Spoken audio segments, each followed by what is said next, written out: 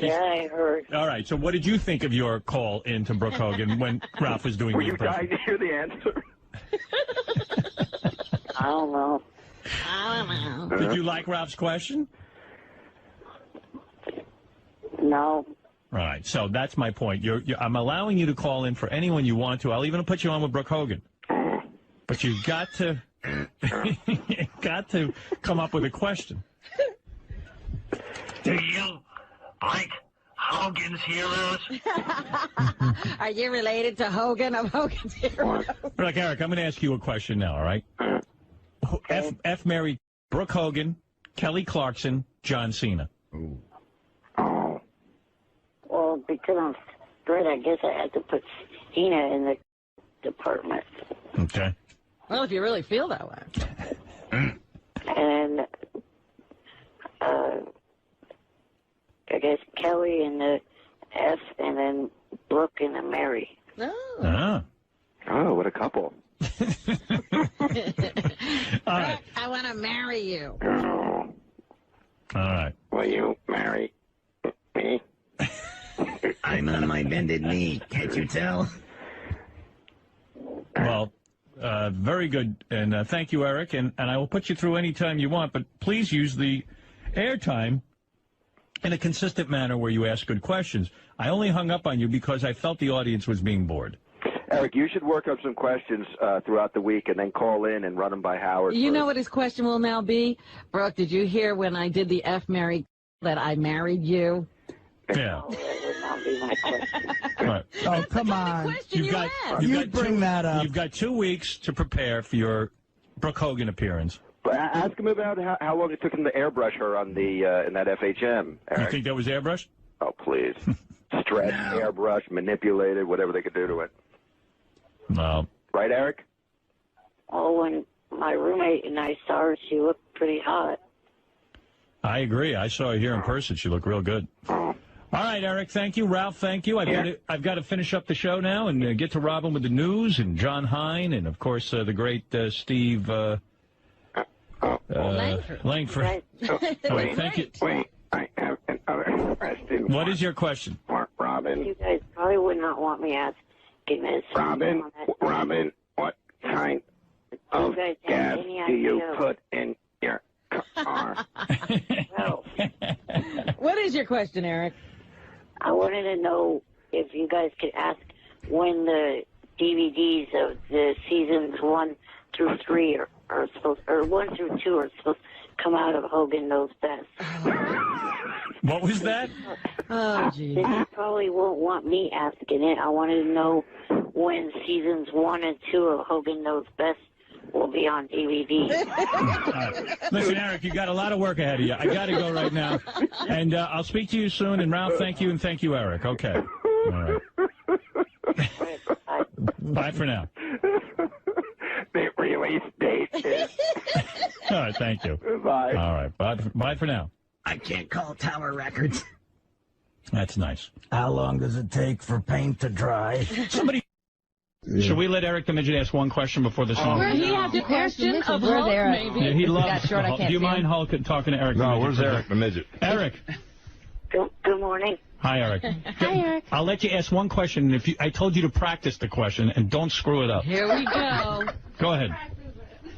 I was just wondering if you had any plans of working with any other producers in the future. You know, if there's any other producers that you would like to work with. You know what? Well, so far I've been working with Scott Storch and with a guy named Steve Morales, and they did my album that's coming out tomorrow. But I'd love to work with different people, maybe like Pharrell or Timberland. You know, you never know. So. All right. There you go, Eric. You asked a question, you got an answer. Good job. You practiced. Thank you, Eric. Very good. Wasn't bad. That was good. All right. He sounds so nice on the phone. Yeah, He's a little... Thank you. Yes, Eric. Yes, Eric. I was calling back because you kind of caught me off guard the way you started that. You said, let's go to this female caller, and then you said Eric the Midget, and kind of that's why I wasn't thinking straight. Plus, you weren't giving me a word in edgewise. caller. I mean, I'm doing an interview. It's a fast-paced show. People are, listening to the show, and I give you an opportunity to talk, and you just kind of don't say anything. And I've got to worry about entertaining millions of people. I can't do the show for you, Eric. Okay, but you want proof that I can actually ask questions. And then you ask this obscure sort of very inside wrestling question about girls. Even the guy thought it was a ridiculous question. He was kind of like... I was watching. Eric, it's show business. Of course it's not real. It's the WWE. It's not real. Well, it's a performance. You were making me out to be... Hello, I'm straight. We know you're straight, but you're so gay for these wrestlers. I'm playing off on that, trying to desperately fill in the void when you don't say anything. My eyes were glued to every part of that strip poker segment. I wish I could have been the dealer on the show while that was going on. Well, everyone knows you're straight. What strip poker? What is he talking about? I don't know. The ECW thing last night. See, we don't know. Again, you're just impossible. You're a very nice guy, Eric. I like you. Don't get me wrong. But you don't have a really great sense of humor or an understanding of how the show operates. The show is a funny show, fast-paced. You got to joke around. When you ask a question, it's got to kind of be inclusive. You ask very, very obscure questions. You understand what I'm saying? Yeah, but... How did you envision it going? I mean, what were you going to say to John Cena? What was your follow-up question to were the girls really WWE the other night? Well, I was going to say that this weekend I'm hoping to get to meet him with his friend Rey Mysterio. Then if I do, I'll give Rey the DVD of my footage on the red carpet of the premiere of the Marine to give to John Cena when he sees him. Do you really think that's interesting to the audience? Well, not for the audience, but I was going to let him know that... Yeah, well, Eric, you got to kind of... In other words, getting on the air on this show, there is a bit of a responsibility. You have to keep it entertaining. You understand that? Do you want? Yeah. If you want, I'll have Ralph explain it to you. No. Let him explain it to you. Since I don't seem to be getting through, go ahead. Dude, Eric, listen to me. Do you have, seriously, answer this question. Do you have any sense of humor? And what show do you hear in your head? Because when you listen to this show, you don't seem to get it. You don't want to fly around in balloons. You know it's a joke. What do you hear when you listen to the show? Exactly what everyone else hears, but my sense of humor is not. I do not have a target painted on myself. Okay. Yeah, I laugh at a lot of the other that is on this show, but when it pertains to me, I'm not going to laugh at it. So what makes you laugh on the show? What do you really get a kick out of? Some of the other jokes that are, pertain to the other people that have to do with the show. So you don't think that somebody's getting a kick out of you in the same way you're getting a kick out of somebody else? You can't see that you're just as goofable as everybody else? I guess, probably. In other words, you've got to imagine when you call in that you're not going to be treated with some sort of weird respect while everyone else is goofing and having a blast. I constantly get called a fag. I don't know why. But, also, it's got to be interesting. I mean, the world doesn't want to hear you talking to Cena about whatever the talk about. Yeah, I don't understand how Eric enjoys this show on any level because he doesn't seem to understand it. No, he doesn't. I mean... Okay, I'll ask you this. Besides last Tuesday and today, when else have I been able to talk to Cena about that stuff? No one. No time. But, Eric, you got to realize you can't call a radio show to have that conversation. Yeah, Fred. Eric, Let Fred explain. I have one comment to make, and Eric, answer this. You have John Cena on the phone. Why would you talk to him about something that has absolutely nothing to do with John Cena? Well, I was going to talk to him about it. But that's what you should have come out with. So we only have You had a week to decide on a question, and Eric, that was it? I don't, and not only that, I can't spend an hour with you on the phone with John Cena. I mean, you messed up. You got to start off with your strongest comment or question. You can't start. Who's not going to? And here you are, a John Cena expert, and you could have a fan, and you could have said to him, John, What was your most memorable match? right, something quick. Do you shave your Well, okay. balls? He kind of answered one of my questions before I even got on the air. I was kind of counting Which on was you. what? What was your question? What was your big question? He answered. Was I was going to ask him, you know, if he had a crush on Kelly Carlson, but he answered that before I got on the air by saying that she was married. So maybe then you hang up. But Eric, Yeah, your question's gone. You move on. Yeah. who gives a who he has a crush on? You know, What do Captain you know, Jenks. What do you know about him? Isn't he like a singer or something, Eric? Yeah, like for example, does rap. you could have helped me out. He has a rap song. Yeah, you could have, thrown us something that Howard didn't bring up, something maybe interesting about him. It's true because I forgot to play John Cena's There rap was a song. rap song? Yeah, here it is. This is his rap song. Did you know about that, Eric?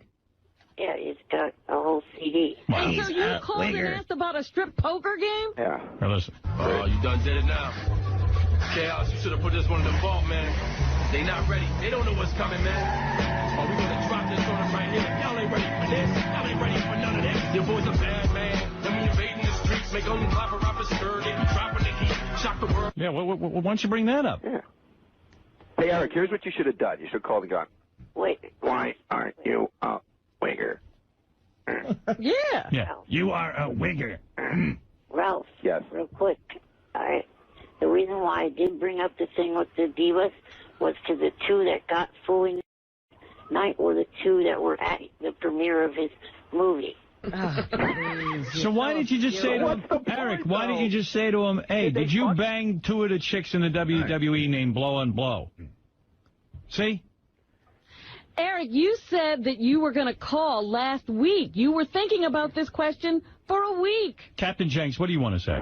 Hey, good morning, Howard. You know, Eric kind of needs a translator, and from now on when he calls in, we should never hear his voice on the air. It should always be Will asking the question for him. Maybe you got to tell your questions to Will, and Will will come in and ask them. No, I don't. You don't want to miss Eric. You know what the funny thing is? When Eric will call in the next time, he'll still have an obscure question. Of course. I think the reverse. Eric needs somebody to coach him on what questions to ask. But we should never hear Eric's voice on the air again. It should all be Will. An interpreter, like the Koreans have when they go to the UN. Why don't you try it now to see if it works, Howard? I don't even know that there's anyone that speaks Eric. Kevin Lofton, you're on the air, who is the brilliant cartoonist who made the cartoon that airs on Howard TV right now. Hi, Kevin. Hey, what's up, everybody? Hey, Howard, what do you think about the idea of letting Eric write his own episode of Eric the Midget cartoon? See what Eric, comes up. would you like to? Kevin is offering you the opportunity to write your own Eric the Midget episode, and he will animate it. Anything you want, Eric. I could possibly think of something. I don't know, Eric, after that question this morning.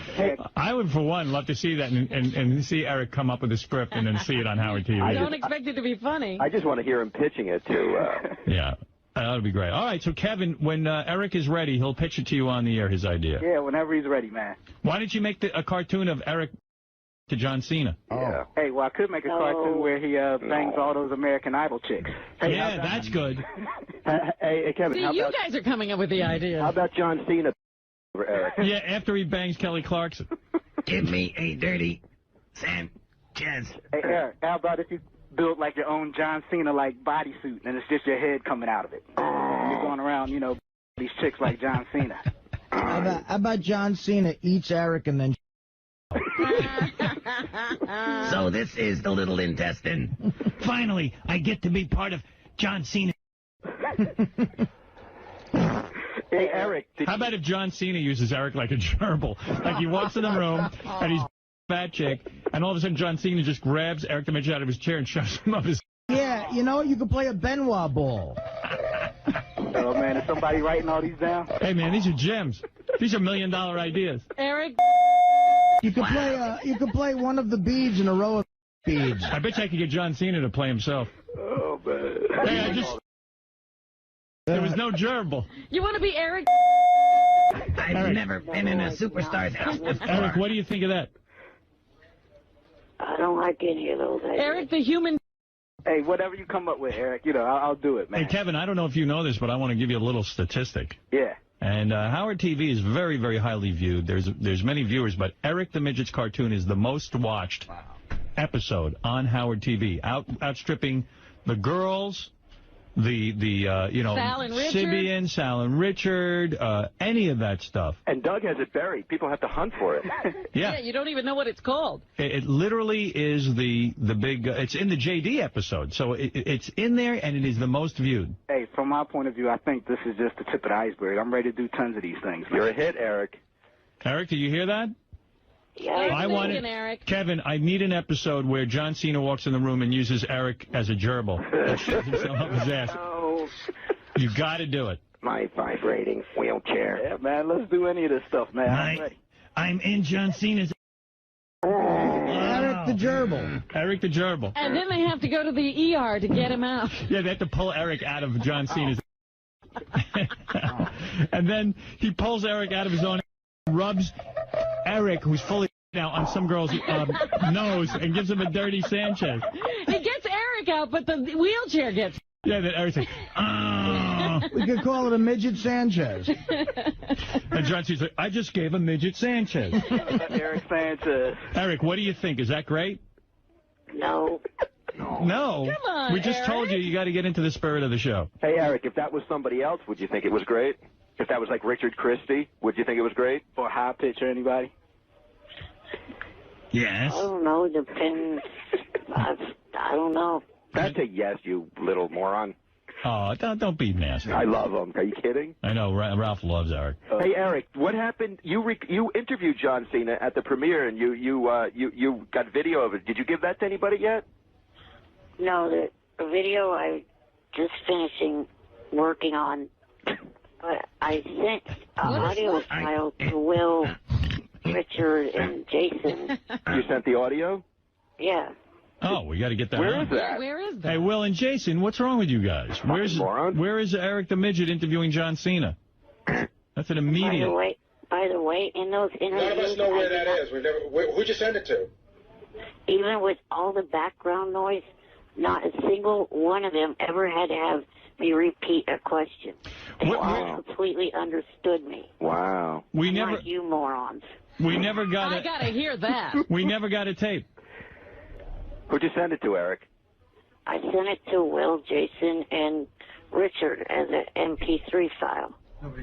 Nobody got it, Gary? On an MP3? And you know what's funny, too? The WWE guy was here, the publicist, and he said that on the red carpet, they asked him like 50 times, are you sure you have batteries in that thing? You sure you know how it's working? Yes, no problem. So finally, one of the Fox people walked over because they could see that the light wasn't on, and they were like the batteries weren't working. But he was insistent that it was working. Eric, you don't even know how to work your tape recorder.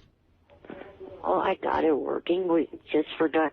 No, they got it working. If they didn't come up to you, you'd have nothing. You know what I think would be cool for a cartoon thing? And tell me if this works for you, Kevin. Okay. So Eric gets a job at Dateline to surprise, and he's like a 12-year-old boy because he's so tiny in stature. With his voice, though, right? Yeah, with his voice.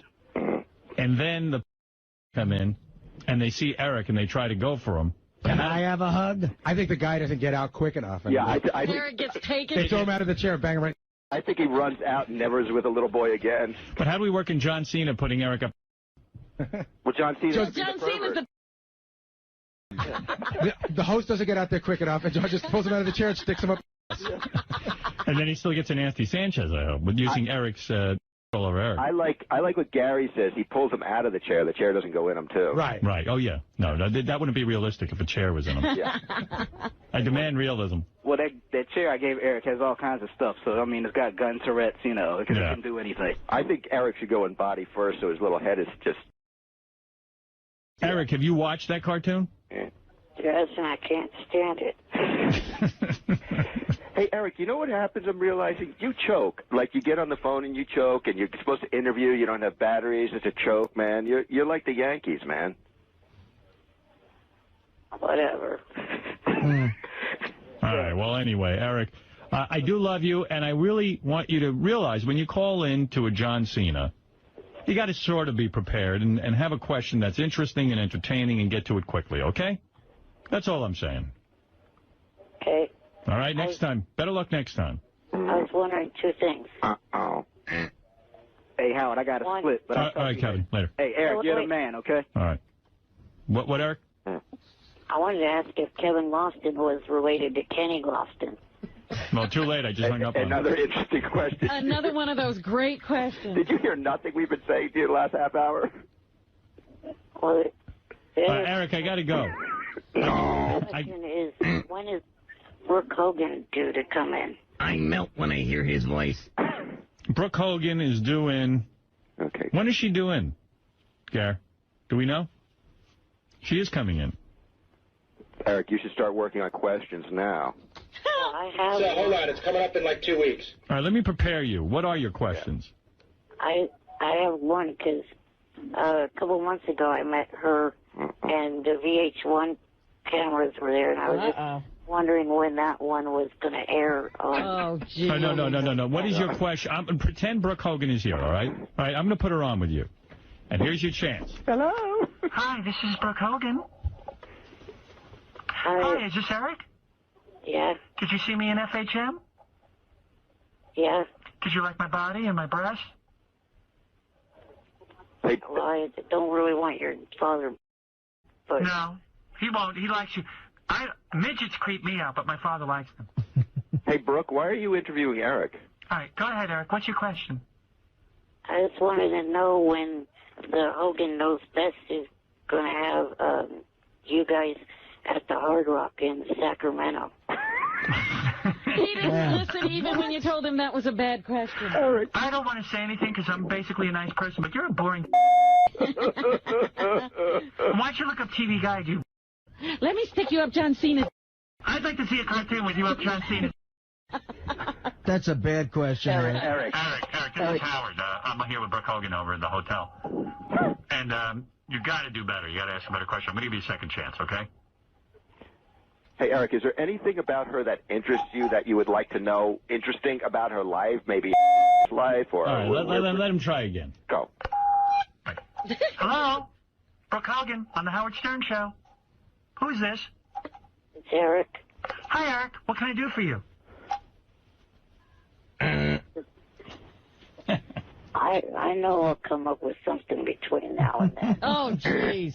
Did your father go to wrestling school? All right, okay, so call me back when I'm on in like 2 weeks. When is the episode of the... With more time, I'm sure he'll come up with something more obscure. Hey, Ralph, maybe if I'll be Brooke Hogan, Ralph, and you do an Eric impression so he can hear what he sounds like. We need like a Cyrano. All right. Hi, this is Brooke Hogan. Hi, Eric. Hello. That's too real. Do you have a question? The show. When you're filming, what kind of camera do you use? Even an impression of him's bad at asking. Film.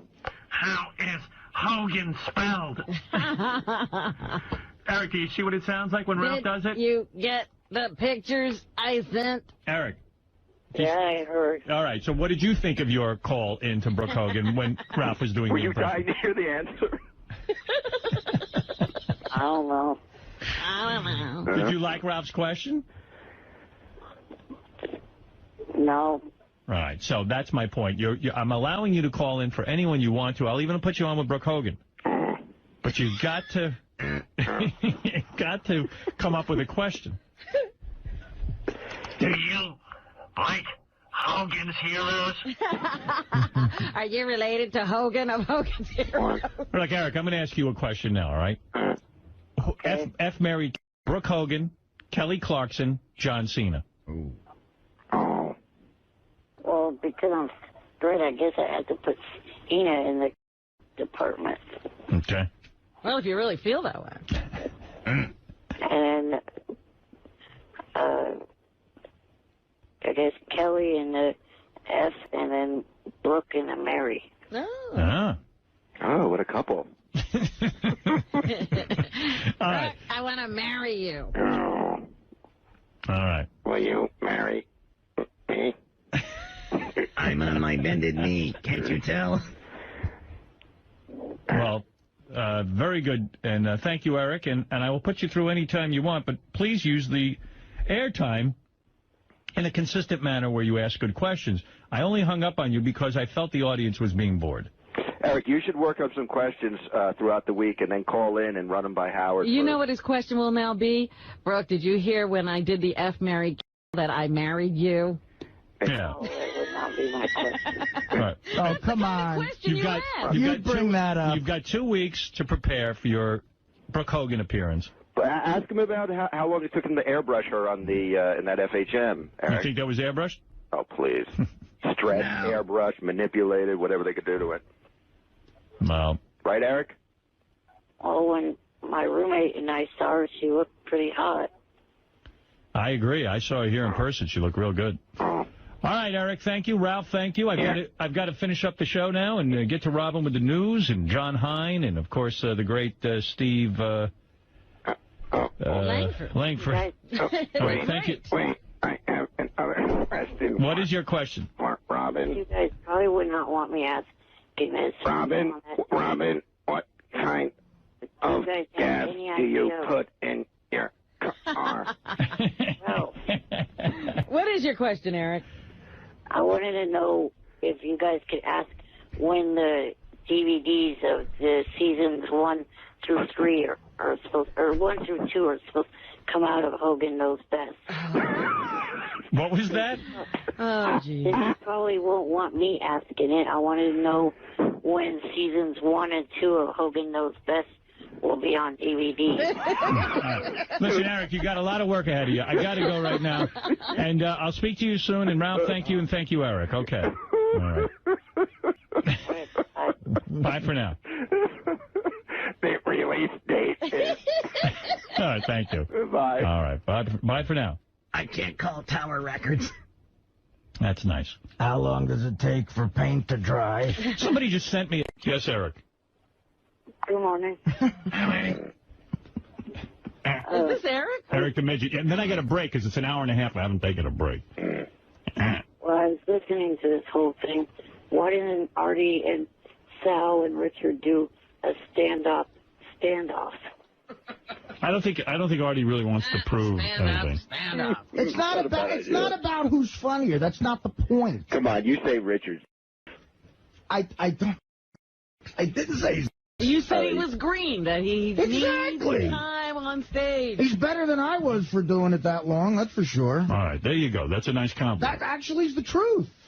I've heard what Artie says to I don't even know Richard. what that means.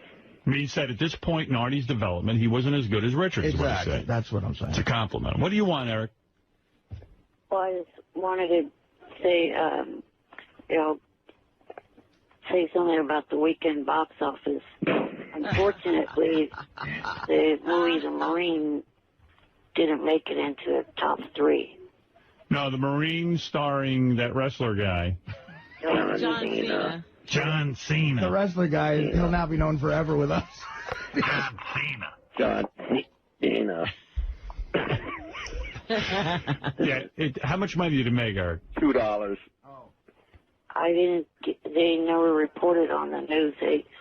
I think the last movie they reported was Man of the Year, maybe Right. number 4, I think. The number 1 movie was this sequel to it was Sarah Michelle Gellar. The Grudge. Which was what, Eric? The Grudge 2. No, let him say it. Oh. You say it, Eric. The Grudge 2. Movies are like just money makers. What was the second one? Second movie, I can't remember what. It's The Departed. The Departed, yeah, from last week. Yeah, that's right. What, Eric? The Departed. I'm going to re-release Beer League. Put some monsters in it. Put Mike Myers, man. Just say boo in your movie.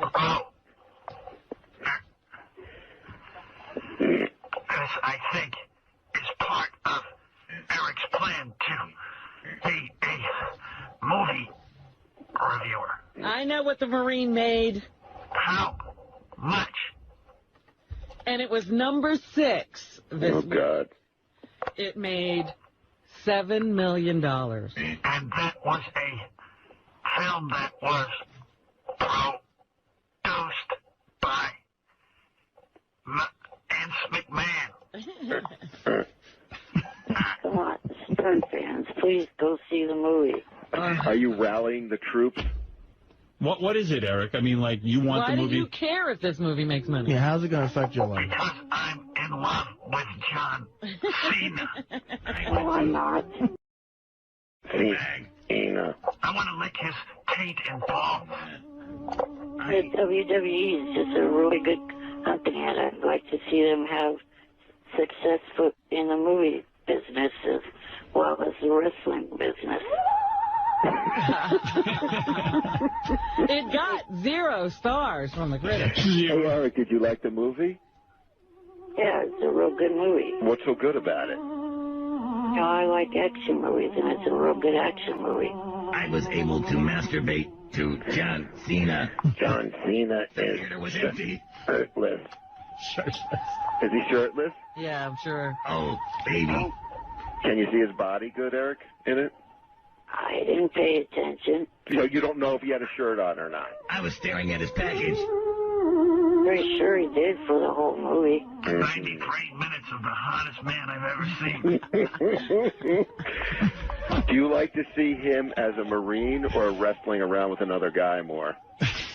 I fantasize that I'm Triple H and he has me pinned. Was he wrestling with other Marines? I fantasize that I'm a nurse and he pins me down. John Cena is the perfect man. Would you like him to pile driver you? All right, thanks, guys. I got to go take a break. Specimen. All right, Eric, thank you for the movie review. Okay, bye for now. I want to talk box office. Don't you want to be the movie reviewer, Eric? Yeah. What would that sound like, Ralph, if... I saw the Arden. the Arden? With Eccleston. He wore his shirt most of the movie. I didn't get to see his package. See, Ralph, wouldn't that be fun to do out of your apartment as well? See? Thank you, guys. All right, Eric, thank you, and thank you, Ralph. And remember Eric's message that everyone should go see the movie with John Cena, the Marine. So getting back to my... So Eric the Midget is again. Here's Eric the Midget. Well, this message is for your big-nosed, retarded boss. Listen up, you. Johnny and I tried to call you Thursday, yesterday, and today. All 3 days you left us on hold for hours on end. You ignorant, retarded. Stop doing that. Johnny wanted to promote his pasta sauce, and I wanted to actually do something called agreeing to the balloon stunt. But you could... Yes. No. You've been leaving me on hold for that long. I love This is my little white, you big nose. Bye. Bye for now. I love when he gets... Oh, I love it. The way he starts off is just brilliant. I love when Eric the Midget's... But I saw those guys on... Johnny's on the phone with Eric. It's a whole... Yesterday we had a huge show, busy show, and it's like I can't get to it. So hang up. You don't have to stay on hold. I have a show-related question, if I may. Go ahead. Why hasn't Eric the Midget got in balloons and flown around yet? Well, I think we're close to it. Eric, well, wait, let me ask him. He's on the phone. Eric has called in every day this week. Oh, my God, I'm so excited. Are you a big Eric the Midget fan? I'm a very big Eric the Midget fan. I'm very upset for him about the Katie Couric debacle. What do you mean? That she took his sign-off. That was... Oh, yeah, you're right. Yeah, goodbye for now. That's right. Eric. Good morning. Evidently, your 2 biggest fans are here. Sarah Silverman, the comedian. Are you a fan of hers? Yeah. Now. and Jimmy Kimmel from Jimmy Kimmel Live. Good morning. Good morning. Good morning. Alex? Yes. You know, Katie Couric did not do Good Night for Now last night. I know, she changes it every night. Oh, she's trying out different things. She changed it to, this is a sticky situation. What, Eric, answer Jimmy's question. Jimmy wants to see you fly with balloons. Sarah wants to see you fly with balloons. Why are you not flying with balloons? Why are you not flying? Jimmy, I'll tell you the snag. Eric wants me to sign a document drawn up by his lawyer. He has a lawyer. That would hold me responsible for anything that happens to him during balloon flying. Right. And I said to him, look, yes, guys don't make people sign things. Steve-O doesn't come in here and make me sign a document before he has darts put. I don't want to sign anything. I think you should sign it. What more could happen to him that God hasn't already done already? Yeah, but that's the point. He'll say, oh, my neck hurts. And then he'll go in front of a jury, and I'll be responsible. And you know he's not even for real. Yeah, we've seen that song and dance, Eric. I mean, I can't risk that. Eric's going to die at any moment, probably anyway. Can't blame us for that. No, I'm not. What do you mean, no, you're not? You're very fragile, my friend. You told us you'd already lived past your life expectancy. Yeah, my luck, you'll come on here, fly by balloons, and have a little heart attack. Right. Yeah, it's all gravy now. Right. I don't believe that Eric is cowardly enough to have a lawyer draw up a document. I bet that's some lawyer getting involved and saying, "Hey, Eric, look at this. We should do this. We could cover you. Who knows? Maybe we'll make some money out of this deal." That can't be Eric's idea. Howard's putting words in my mouth. Right. There's not even a lawyer involved. Right. So I don't never even talk to a lawyer. But you wanted us to sign a document. I assume that you are a litigious little midget because you immediately brought up the law, that I'm signing a document. I assumed you had a lawyer when you asked me to sign a document. You wrote this up yourself? No. A clown drew it up for him. Well, if you wrote it yourself, you'll sign it. If it's in crayon, he'll sign it. You're what we call a litigious. Litigious. You're a litigious midget. Eric? Yes. So answer Jimmy's question. What is the real hang-up here? Why aren't you flying? Well, last night I reached the decision to do it until some line said that he had my home address and was going to post it on SFN. So that idiot with the name, the president of Howard Stern Chat, that blew it for everybody. What's that got to do with us? It'll make me suffer. I don't want this threatening me, holding my home address over my head. Well, there you go. First of all, everything's over your head, Eric. Secondly, I think the important thing is you can't let this guy threaten you. If he's saying you better not get in those balloons or else I'm going to post your address, you got to tell him, screw you, I'm flying with balloons. Boy, Jimmy is good. Yeah, we should have called you when we first started this thing. Yeah. I have been looking forward to this since the first time it was mentioned. It is one of my dreams to see a man fly around on balloons. Especially Eric. And Howard said it is going to happen, and I've been waiting and waiting. Oh, it's going to happen. I see him splayed out like Superman, flying through the studio. No, you know what? No one is seeing me out of my wheelchair. No one. Let me ask you something. We can't fly a wheelchair. That's the other thing. I'm not flying your wheelchair. I'm flying you. That's dangerous. First of all, to be in a wheelchair and fly is not flying. That's like being in an airplane. I'm talking about you, like Superman, splayed out, straight forward, with your arms in front of you, flying through the studio. And your legs wherever they can be. Right. And your legs out behind you. That's flying. Flying is in a wheelchair. It's not like they're going to put you in some crazy embarrassing costume. Like, you'll wear like a 3-piece suit. Right. Yeah. So that you look lawyerly. Like you're a flying lawyer. We'll take you to Brooks Brothers. But that's an absolute. No wheelchair. Right, Jimmy? No, well, I don't see how physically you fly a wheelchair. It's too heavy. That's ridiculous. Right. You don't need a wheelchair in the air. It's just the same. You don't need a wheelchair in a pool, do you, Eric? Yeah. No. No, you're free. No. But I just do not want any wanted to see me out of the wheelchair. Well, then we have another roadblock in our journey to flying. I could even create a costume, like out of a blanket, so that no one will really see you. Like your head will be, it'll almost look like your head is just floating. Cover you. Your harness is going to cover your body. A sack. Yeah, I'll put you in a sack. What about if instead of the wheelchair, it's in a crib? In a baby crib. Yeah, like a stroller. Would you go? That little bed that you see, sometimes with the balloons strung to it, like a mattress, a flying mattress. Yeah. Yeah. Like a hot air balloon. What do you think of that? A baby crib. Alibaba. Ali Baby. You could be like the midget of Oz. You got to really think this through. You got to be splayed out, though. You can't be in a wheelchair. Are you going to watch? Are you going to watch Jimmy's special tonight? I'll try. Yeah. I'm dedicating it to you and the balloons. What if Sarah Silverman flies with you? I would do that. You would, right? I know you would. And what if I flew you like in a room full of balloons, so that when if you even did fall, you just fall on a balloon? You land on a balloon. It'd be like one of those bouncing houses. I don't know, Eric. To me, this sounds like a dream come true. I don't know what's so unpleasant about floating around with balloons. I just feel kind of vulnerable out of the wheelchair. No. That's silly. That's your biggest problem. That's your biggest handicap in life, Eric, is your inability to be vulnerable. Yeah, now you're just being a... Yeah, I mean, that's the exciting part. If there was nothing to it, who would do it? I know a lot of people in wheelchairs that would, I think they dream of the opportunity to fly around with balloons attached to them. Yeah, just for example, Jimmy, name one. My friend Alan. Right. He wants to fly with balloons?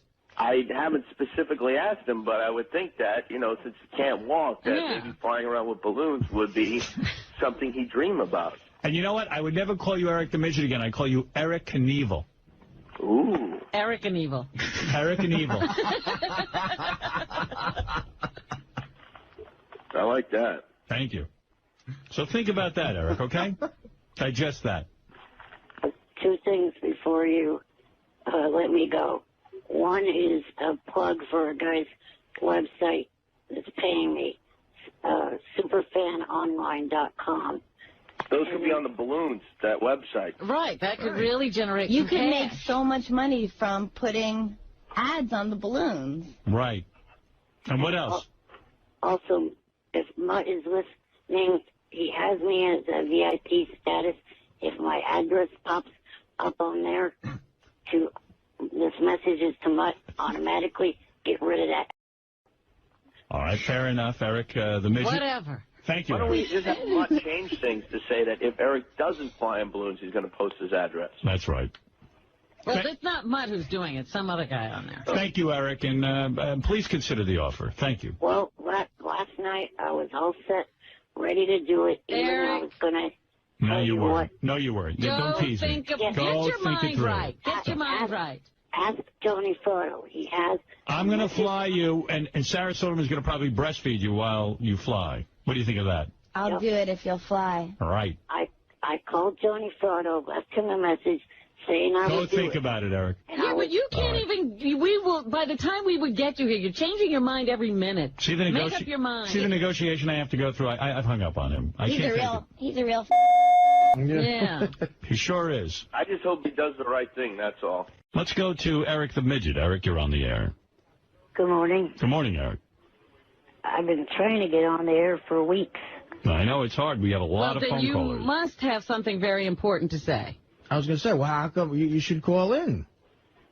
Well, I've been calling in, and I've been left on hold every day. Yeah. So what have you been waiting to say all this time?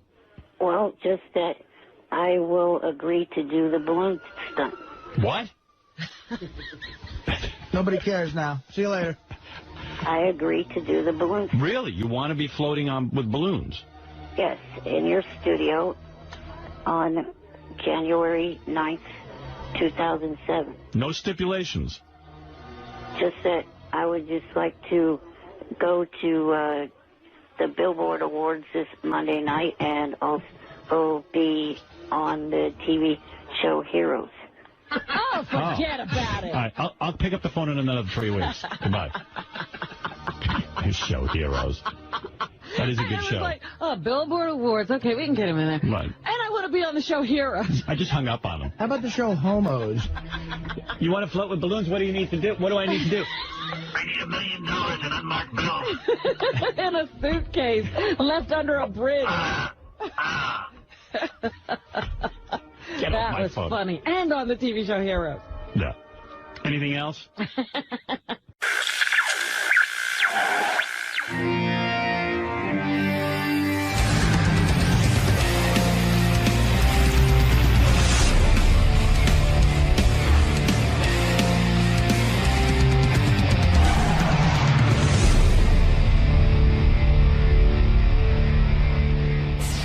Some dude is out here, Mr. Yeager, whatever his name is. His name's Dale, first of all. Dale Yeager. He's a criminal analyst, and I think this jerk-off knows him, so that doesn't mean anything to me, but we're going to bring him in. I think I've met him. Are you the guy who's calling a jerk? I would never call you I think I've met him before through my criminal dealings. Oh, your criminal dealings, Mr. CSI. Oh, God, right. I'm going to shoot. America's Most Not Wanted. Ronnie, either way, he's going to be analyzing some members of the staff. Yeah, good. Let him analyze me, because I'm off my fucking rocker. Yeah, exactly. That's You're right. an easy case Yeah, study. you think I know? Dude, you don't think I know I'm going to be analyzing this fucking deal? Think I'm stupid? Dale? Hi, how are you? Good morning, sir. How are you? I'm alive, so it's good. It's hot. You're here to do some analysis. Profiling, yes. Profiling. Hi, Lisa. Were you asked to come here? How did this all come about? Wolfie had talked to Gary and Will about it, so okay. They had asked me to come in and profile some of the staff. I guess they're going to do a game out of it. I'm going to talk about the Colorado shooting, some things people don't know, and going to talk about forensic psychology. Are you familiar with the Stern Show staff? Is there any? Oh, yeah. Are there any? Been listening since '85. So. Okay, so you have. Are there any inclinations that you're having about who might be criminal or have criminal tendencies? No, they're all fired now. All right, man. No, Casey's gone and Artie's gone, so it's not an Good issue luck. anymore. Well, thank you very much. Have fun today. All right, Dale. take care. All right, thanks, man. All right, so the way we presented this segment to this guy is he wrote down profiles of, I think it's like 6 people. And then the idea was he was just going to read them, and then you guys were going to guess as to who he was referring to. Okay. Is there anything about him that's particularly interesting? He said one thing that is great is he said that Ronnie really annoys him and that he's not qualified to be your security guy. He doesn't know who could have trained him. He was just really serious if about he's it. doing his descriptions and we're trying to guess, should I hold off on the Ronnie discussion until or can I talk to him up front about that? You may want to wait. Right. Hey, let me bring in this FBI dude. I think he's an FBI guy. He was a former FBI guy. Maybe not. Well, make up your mind. I don't know. Does this guy have credentials or not? He's a criminal behaviorist. All right, what does that mean? And he's a big deal. Hey, Who my does he man, work for? this is Dale Yeager, everybody. Did you write a book or something? Oh, good for you. Did anybody read it? I just went on Kindle, Amazon. All right. Okay, good for you. It's Dale on Yeager's book, 3 Myths About Bullying, What Every Parent and Grandparent Should Know to Protect Their Children and Grandchildren, is available now at Amazon.com. And Dale even has a website. It's called seraph.net, seraph.net. Seraph. What's seraph? It's Hebrew. Oh, really? Yeah, it's the root word for seraphim, the highest order of angels. Oh, shit. All right, good What for are you. we up to there? Yeah, I don't know, What kind of name is that? It looks good on a T-shirt, Robin. Hi, how are you? I'm okay. Dale, tell me about your life here. Were you an FBI profiler? No, I did not work I for don't the know where I FBI. got the word FBI from. But you're what is a profiler? Well, I'm a criminal behavior analyst, and profiling is one thing that I do. Now, who would you do this for? Well, I teach for the Justice Department. So I teach here in New York for the DEA, for the feds, down in Puerto Rico, New Jersey, all over the United States, Wisconsin. I train law enforcement in advanced interrogation. I see. Do you have a waterboard, anybody? No, you don't have to do that. You want to make them your friend. Ah, that's the key. So you're huh? good That's the cop. key. Oh, Yeah. well, no, there is no good cop, bad cop. In other words, if I committed a crime and you think I did it, yeah, you'll talk to me because you're a good guy and you're like, hey, you'll be my friend. And I'll manipulate your unconscious mind. Wow. I'll get in there. I'll walk around. Is it almost like a hypnotist in a way? No. No. You just know the questions to ask? Well, I don't do pop psychology. Carl Rogers, Maslow, you're okay, I'm okay. I'm a Freudian. So just like your psychiatrist. Right. It's really psychotherapy when you do analysis on someone. Are you manipulating me right now? Absolutely not. No, thank you. You're too good at it. Please do. Did you like Law and Order Criminal Intent? Oh, don't start. Please don't get me started. Those shows, please stop watching those shows. What is wrong with those shows? They're inaccurate. Nothing happens in 48 minutes. Right. All right, but you understand it's a TV show. I understand that. I got that. Have it going on forever. And so Silence of the Lambs was a very good film. How do you learn your craft? How did you learn this? I went to the Federal Law Enforcement Training Center in Glencoe, so I trained there for several years. And then I had training in D.C. through the Justice Department. And forgive me, but I don't understand what it is you do. In other words, let's say I hire you. What do I need you to do? Well, a team of detectives are going to interrogate someone. I write the interrogation questions. All right, so in other words, JohnBenet Ramsay was just killed, let's say. Okay, let's go back. You're going to go back there, huh? It's a case everybody. I worked on the original case. Oh, you did? Oh, yeah. Were you called in the 90s? Were you called in to try to question the parents? I wrote an analysis of the ransom note for religious themes for the DA, and then they asked me about a year later to write a psych profile on Patsy. Which the mom. Which she did not like. I ended up in her book that her and her husband wrote. Did you interview her? No, you can't talk to people when you profile them. Because they lawyer up, though, sometimes, and you can't talk to them. With Patsy, my job was to write questions that would make her angry, because people will blurt things out when they're angry. Right. Because when you saw her on TV, she was heavily medicated. Right. So who used your questions when they... the detectives team. And what was one of the questions you wrote to make her angry? I talked about Jesus and, guilt and sin, because she was a very religious person. So you figured that might get to her? Well, it did. She threw a chair, so... I see. Was it what does that tell you? What was the question? Do you know specifically which one she threw a chair at? I forget which one they were at. I think it was the third question in. Right. And she got very angry, stood up, and It was about Jesus. About Jesus and forgiveness, and do you believe that when you commit a sin that God will forgive you? And she was like, where are you going with this? Because she was being interviewed. She couldn't be interrogated because she wasn't arrested. So the mom and dad were cleared of all wrongdoing? No, they weren't. They were not? No, they weren't. You still think they had something to do with it? Here's what I'm going to say, and I'm going to be very candid today, but it's an open murder investigation, so please understand, Howard, there's some things I can't talk about. Do you understand that? Yeah. In my personal opinion, the evidence is very clear that Patsy killed her daughter. That's your opinion. That's my opinion. But the law having has worked never, on... ever, let's be fair to her memory. Isn't she dead now? Yeah, she's dead. Yeah. Yeah, but you came to that conclusion based on what? The evidence you looked at? The evidence, yeah. I worked on the case. Everybody else is giving opinions about this case. They never saw the case file. What was the thing that made you believe that she had done it? I can't talk about the evidence. I see. Sorry. But that's your belief. Did you write about that in your book? No.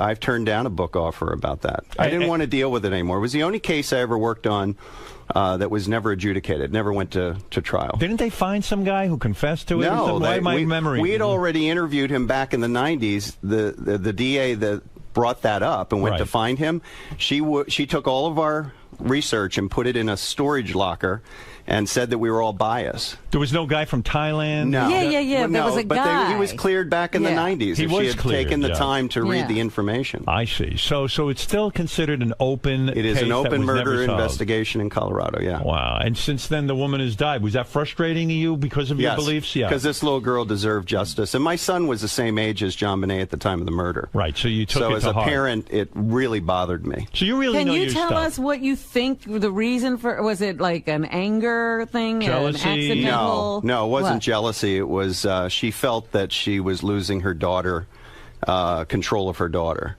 And that's all I can say. It had nothing to do with jealousy. That's your opinion. That's my opinion, yes. Right. And the opinion of the original team that worked on it. Steve Thomas wrote a book, if you want to read a great book about that case. And you felt that was an accurate book? Absolutely. He was the chief detective. I mean, I worked for him. So you really know your stuff. You've been a criminal behavior analyst since 1988.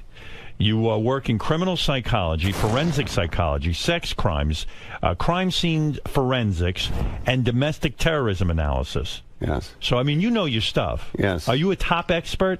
For the Justice Department, I'm a subject matter expert, yes, for the Hyde and the McLaughlin programs. It's impressive. You've also been on the Oprah show. Why were you on that show? Talking about date rape. I see. She didn't like what I had to say. What did you say? I said that people make excuses for people, and that most people don't need a hug. They need a good swift kick in the behind and told to get their act together. Referring to what? Coddling. People being coddled, and we got away from the date rape thing and started talking about pop psychology. Oh, you're talking about raising people? Yeah, how parents raise children, they're codependent with them, like Wolfie's interviews. They always drive me crazy. They do? Yeah, like they drive you crazy. Does our show drive you crazy? I've been listening since '85. All right, so I grew up with you people. So this is what Wolfie actually... Oh, well, then I just dispute everything you just said. Wolfie, any guy who listens to us can't know what he's talking about. In fact, because you're so highly credentialed, I became interested in you because Wolfie suggested you come on the show because you have profiled some of the people on our show. Is that correct? Yeah, about a year ago. Just keep up my chops. I only work as a consultant on about 6 or 7 criminal cases a year. Right. So to keep my... you got to use it or you lose it. So I did it just for fun about a year ago. Would it be a fun game right now if you were to describe a analysis of a person and we try to guess who that person is? Yes. Would that work? Some people are going to be very unhappy. I have 6 profiles in my pocket. Robin, would you like to play with us? I would love that. I would love it too. I like this game. All right, here he is, Dale Yeager. His book, 3 Myths About Bullying, What Every Parent and Grandparent Should Know. You can check out Dale's website at seraph.net, seraph.net. He is a expert profiler. He has trained the Federal Law Enforcement Training Center from 2005 to 2008. He has multiple Justice Department clearances. He is one of the only 60 forensic profilers in North America. And, more impressively, he's been on Oprah, which is everyone. So, I assume these profiles are highly accurate.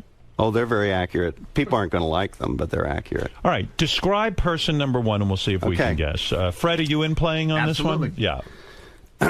A conflicted person unable to transition from a previously successful career to a modestly successful position now. A chameleon-like personality who adjusts behavior depending on the people they are currently spending time with. Continued attempts at resurrecting the perceived success of the previous career, insecure about physical image, vacillates between fashion that covers up and fashion that enhances gender. That is Sal Governale. Well, he didn't have a successful career before. Well, I think that this guy's confused. Let me think. Is that Sal, you think? Well, that's my opinion. I mean, it's a terrible profile, right, Fred? Who had a lot of success? I have a guess, but is it? I'll just ask one quick. Can I ask one question? Don't peek, Fred. No, I'm not peeking. I can't even see. I can't even see. Okay. Is this someone who used to work with the show? No, they're currently here. Currently here. They're outside. Holy shit! Wow. I'm telling you, it's Sal. Is Robin right? Incorrect. Oh, Incorrect. You're kidding. All right, Robin, your guess is no good. All right. I actually didn't profile Sal. Oh, wow. Interesting. Well, that's Who one wants we to do need. that? That's frightening. Wait. Currently here. Currently here. Transitioning from a successful career to a less You had a successful career, Robin. And this is you were about? you were in the military. You were an Air Force captain. I've had 50 careers. I'm going to take a really shitty guess. If it's someone who's currently on staff, is it John Lieberman? No. Jesus. Who the hell could profile him? Who the hell had a successful career? Everyone here is such a loser. When you find out, it'll make sense. Really? I never had a successful career except for the key is the last. Can I hear the last sentence again? Insecure about physical image, vacillates between fashion that covers up and fashion that enhances gender. Enhances gender. I don't have a clue. Who is it? Lisa G. Lisa G. Whoa. You know, Jim McClure, who's sitting here with interesting. me, figured it out. He said Lisa G. Yeah. I'll read that again about her. A conflicted person unable to transition from a previously successful career to a modestly successful position now.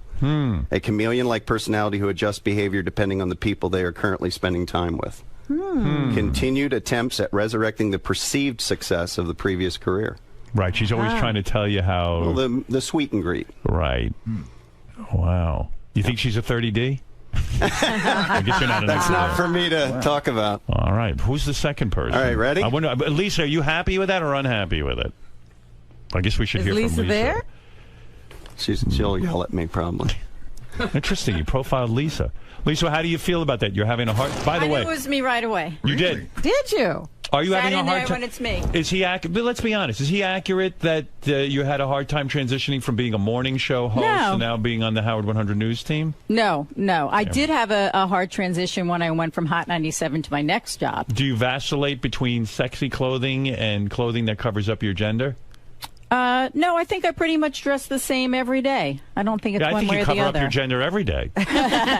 It's in more formal, informal type situations, like on red carpet, she wears things that enhance gender. Well, I'm not in studio, so yeah, that makes sense. All right, interesting. Anything else to say about Lisa while she's here?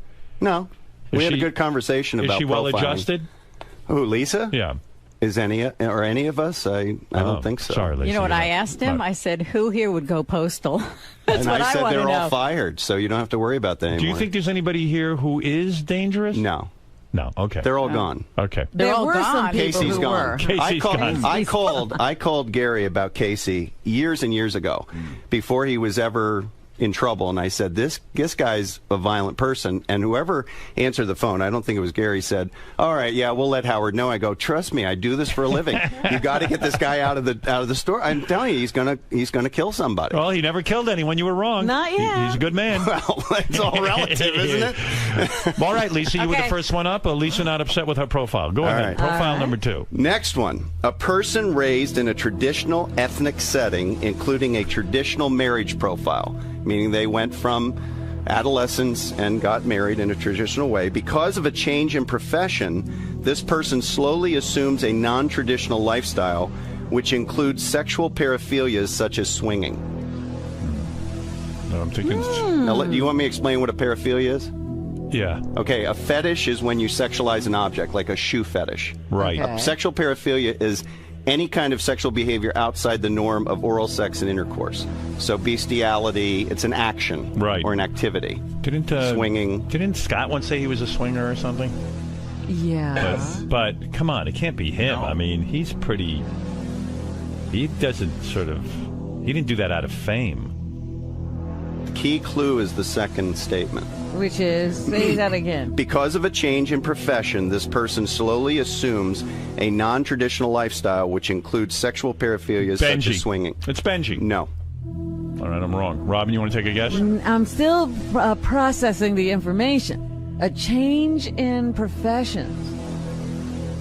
Yeah, you got a point there. That wouldn't be Benji. Who is it, Fred?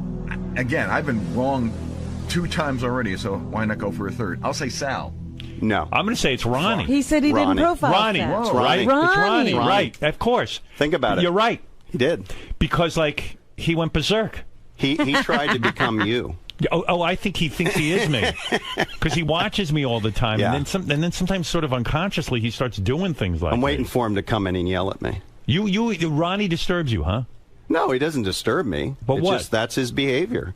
Say it again, what his behavior is. He went from a traditional lifestyle, traditional he was a marriage limo profile, driver, he had got divorced, is now dating a very significantly younger people. Right. He's hanging around at strip clubs. Right. And obviously a swinger, in my opinion. Right. I think he profiles as that. Right. So he went from a traditional lifestyle to a very untraditional lifestyle, which includes sexual paraphilia. Right. Wow. Well, that's good. That's Not a bad guy. It's just who he is. Yeah, okay. That's who he is. So, you're in law enforcement. Is he qualified to be my bodyguard? Don't even start with that, because I will go off. What do you my mean? head will pop off my shoulders. Whoa. Seriously. I sit there listening every day. Go ahead. Since '85. That's a long time, right? Right. I take it very seriously when someone says, I'm going to protect someone's life. Now, you and I are dads. I have 2 children, daughter and son. You have 3 daughters. You're married. You have a wife. Right. When you're going to take responsibility for someone's security, you need to have proper training. Right. Whoever trained him ought to be shot. I don't know that he ever had. Well, he says he had training, and I've watched his behavior. For example, Elliot Offen was freaking out one day years ago, and Ronnie's standing there with his hands down at his hips. Right. First rule in executive protection is you keep your hands at your heart. For 2 reasons. One is where your arms are strongest, and secondly, you prevent yourself from getting sucker punched. Right. So right there tells me he wasn't properly trained. Are you a trained fighter? Oh, yeah. Well, I'm a Matu Guru in Filipino Kali and a Sifu in Wing Chun Kung Fu. No shit. Well, that's how I met Wolfie. I had no idea who he was. You're a Sifu? Wolfie is into Kung Fu? Oh, I'm not a Sifu. You have a brown belt. Seafood. You have a brown belt. Yeah. Well, I was on my way to a brown.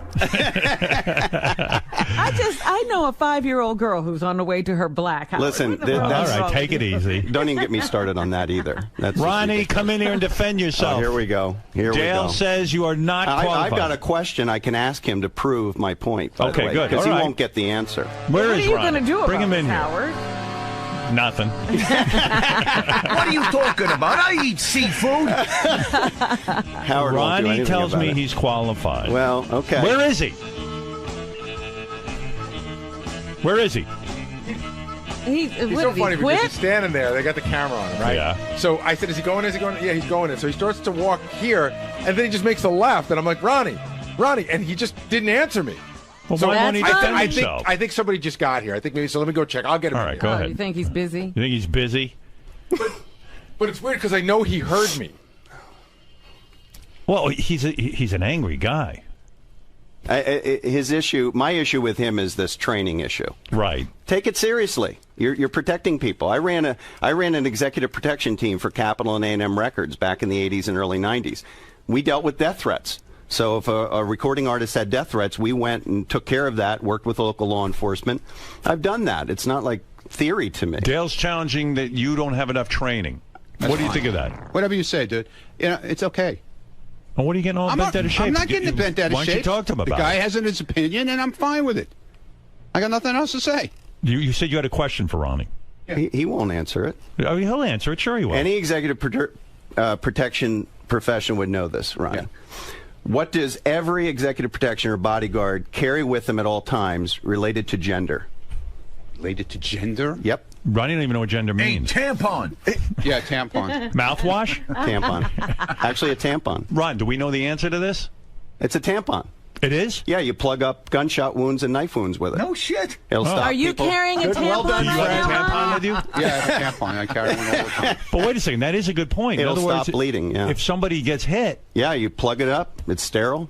What do you think of that? Be standing there with his finger. Great. Should always carry those with you. I carry a sanitary belt. Have you ever taken any kind of course in protection, or? I gotta guess that. No, seriously, have you? That means no. There he goes. That means no. It means he has no training. He's not a bad guy. He's not a bad guy. I don't think he's a bad guy. I'm not saying I'm a bad guy. I just wish you guys if he's had unhappy, training. let him get somebody else. It's fine with me.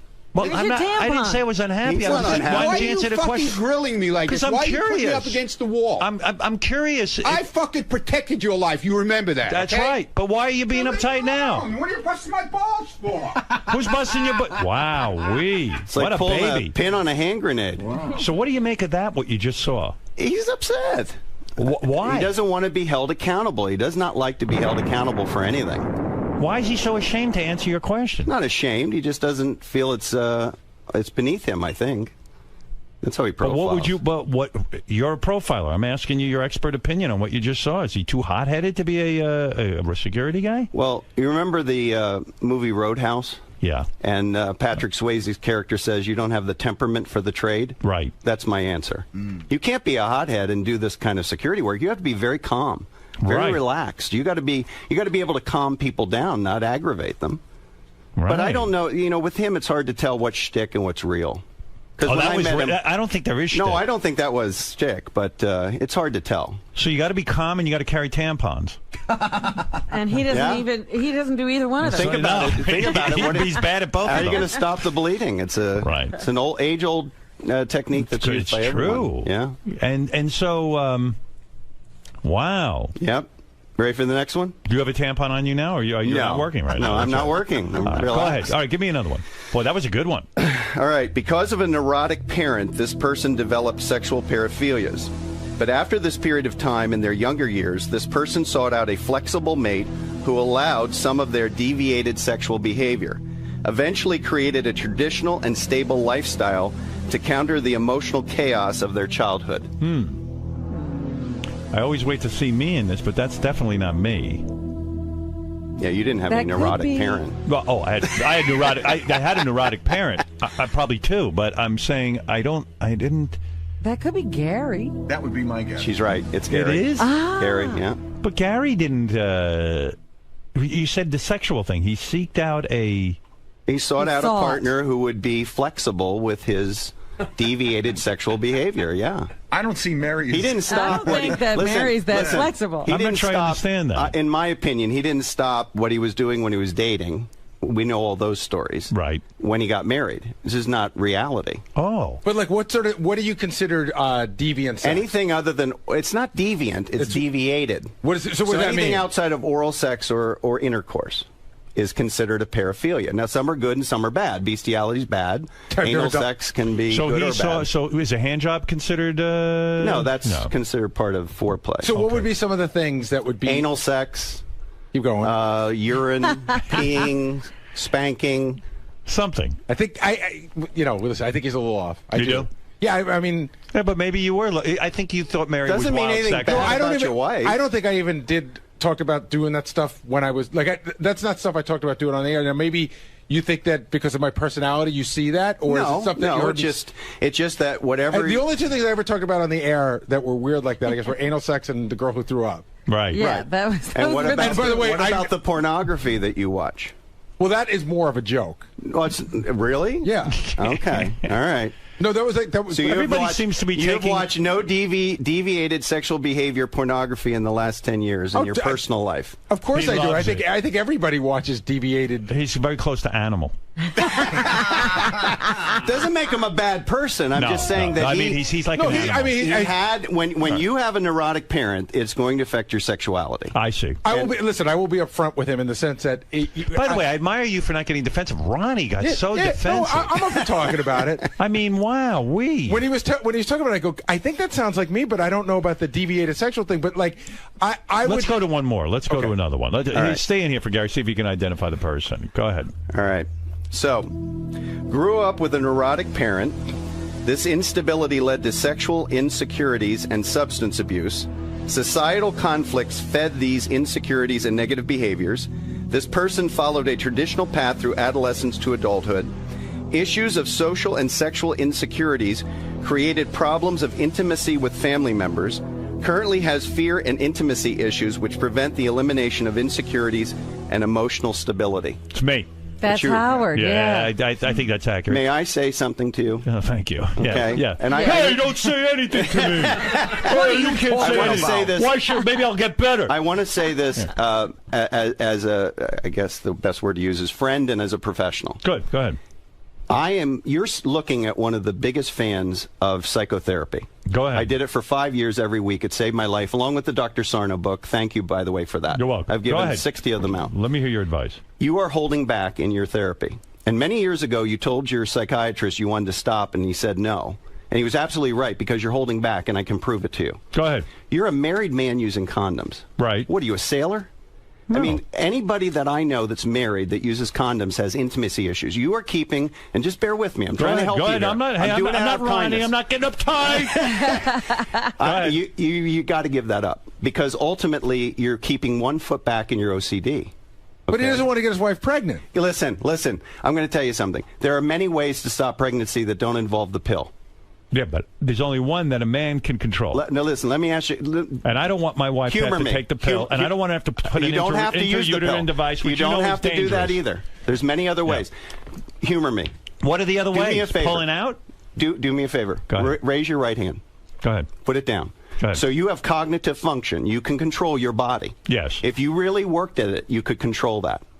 But So you're saying she might be pregnant 5 times before he figures Yeah, it right. What if I fucked it up? I mean, Robin's right. Robin, I mean, what is he, Amish? I don't want this. I If think my that- wife is a Catholic who says to me, if she was pregnant, she would never get an abortion for herself. She believes in the right for other people to have them. But for herself, she doesn't believe in it. Well, you're going to have a child. I'm going to tell you right now. Welcome to the reality. My wife's 40 years old. You're going to have a child. What are you saying? I'm telling you there are 2 types of females that don't have children. One is they have serious sexual trauma in their childhood. Go ahead. She doesn't profile that way. That's right. Or they have serious family dysfunction in their childhood, which she doesn't profile that way. That's right. So at some point, she's going to want to do that. Why do you think all this stuff with the dogs?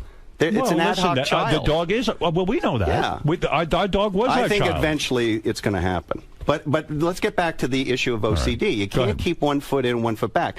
I think it's partially the pregnancy issue, but I've thought about this for a long time, Howard. I think a lot of it has to do with you still clinging to pieces in the past. And I would beg What do you of mean you, pieces in the past? Pieces of the OCD life that you lived. I still have a lot of OCD issues. Well, I struggle with it every day. Your wife loves you dearly. Yes, she does. does. That's obvious. And I love her. But she tolerates this.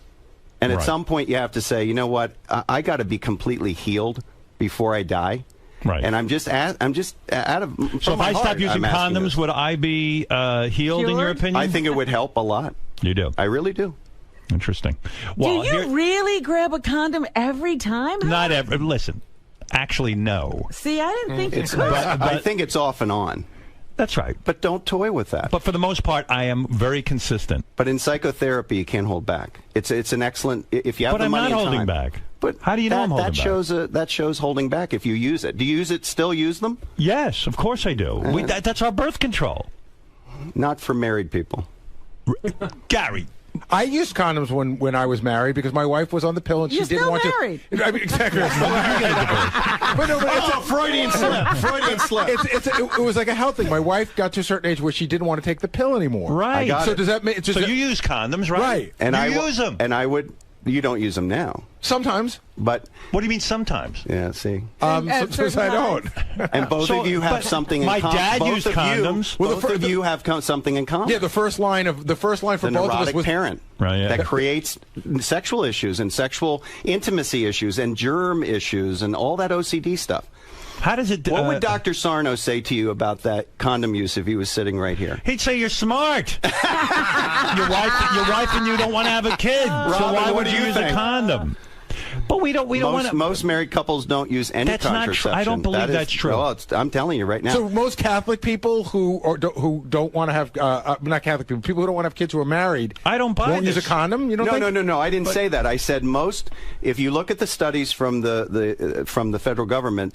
The dirty little secret is that about 70% of couples, after they've been married 20 years, do not use anything at all. They just pull out or finish when they're outside. Huh? Maybe you're right. I don't know. I'll be open to that. And you understand? I'm saying this out of kindness of my heart. I'm not taking offense. I think you've made great strides. Right. And I'm not taking offense, but I know my dad used condoms. But ask yourself the question: are you keeping your foot in the back, still back in that world? My dad looked at me and said, "I don't want another one of these." But see, I'm in the same boat as you. Whereas Mary said, if I were to get pregnant, I would not have an abortion. Right. So and to you don't want another kid. Yeah. So to me, that says, well, I don't want to have another kid. So but why did you grab them sometimes and sometimes not? Because I'm like a monkey and I can't. Yeah, but the two of you. But think about this. But think about this. Between the two of you, how many children do you have? 5.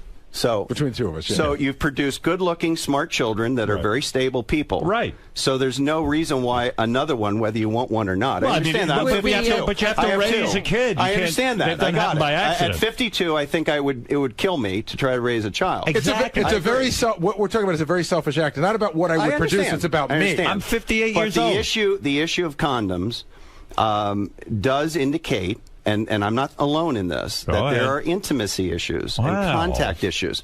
And you really have to ask yourself, does my wife tolerate it and because she loves me, or am I clinging still to something in the past? One foot ahead, I'll one foot consider back that. is not I'm not going to good. be like Ronnie and fight you, man. Did you see Ronnie run out of here? Yeah. Let me ask you something, Howard. Right. Does Beth ever object to condom use? Sometimes she will, but for the most part, she's like, she agrees with me that she doesn't want to take the pill. Right. Yeah, but I mean, there are other But ways. she does object. As he said. Occasionally, but not often. But sometimes she still, does. Sometimes one objection is telling you what's going on in the unconscious mind of your wife. All right, okay. All right, well, maybe you're right. And you know what? The thing with you, the two of you, is it's very obvious, okay, professionally, that she loves you. Yes. This is real. Oh, I believe so. And you're very blessed to have that. And I love her. Yeah, I know you do. And by the way, I'm a terrific husband. Sort of. You are. Well, I am, right? You see me. Gary thinks you're a terrific But, Gary, that's another issue with Howard. One of my fears is that when you stop the radio show... Yeah, please make it happen soon. Listen, well, I know why you signed up. And, and it had nothing to do with the radio show. It had to do with these people that you feel responsible for. Thank you. But the issue is, I'm worried you're pseudo-agoraphobic at this point. You just don't... You live in a bubble. Right. And I see you doing a Howard Hughes at some point. It will happen, yeah. See, can I say something? Well, she will definitely happen, object to Howard. the nails. Can I say something about that? I thought Howard lived in a bigger bubble 15 years ago than the one he lives in now. Yeah. Howard's more willing to go out and talk to people than he was 15. Bubble. Oh, no doubt. But the bubble's gotten bigger. The profile is right. When have you been outside the country in the last 10 years? Oh, please. That ain't happening. I'm talking about Canada or but the we're Caribbean. talking. My wife and I are talking about taking a trip to Italy. Well, they always talk about it. They've been talking about it for 3 years. Thank God that the reason we didn't go this year is because our dog was old. Yeah, but what about last year and the year before that? Howard. But now I have no more excuses. Howard, go to Italy and leave the condoms at home. This would be good therapy for you. Yeah, and have a baby? No, he didn't say have a baby. Well, I mean, I don't. You know what? My wife is hot. You have control. You have control. You ever hear of dribble? You have control. You know, guys who pull out. There's no sperm in the first part of that. No, so. wait a second. When you're fucking, sometimes you have pre-cum. He wants you to have a baby. Get clipped. Get clipped? Are you crazy? I'm not letting anybody touch my balls, but they can find them. Howard, was your last trip out of the country was not to the Cannes Film Festival, was it? I went on vacation somewhere, but Mexico. But I'll never go there. But he's like outside of the continental. No, I'm not going to Mexico. We just rescued people from Mexico. Don't go to Mexico. I've gone to a few resorts, but it's almost like being in America. Yeah. You know what I mean? It's the safest thing you can do. Was that your only trip ever to Europe? No, I've been to England with Robin, and Yeah, with the that was a long time ago. A couple of times. Yeah, 100 All right, years you ago. want the next one? Ken, go ahead. You're on the air. Here we go. Yeah, here we go. Go ahead, Ken. No, I like this guy a lot. I don't necessarily agree with the using condoms because, you don't want kids, you don't want kids. Right. But this business with Ronnie, and he really makes the point. I've called Ronnie out twice on the very issues that your good guest here has called him out on.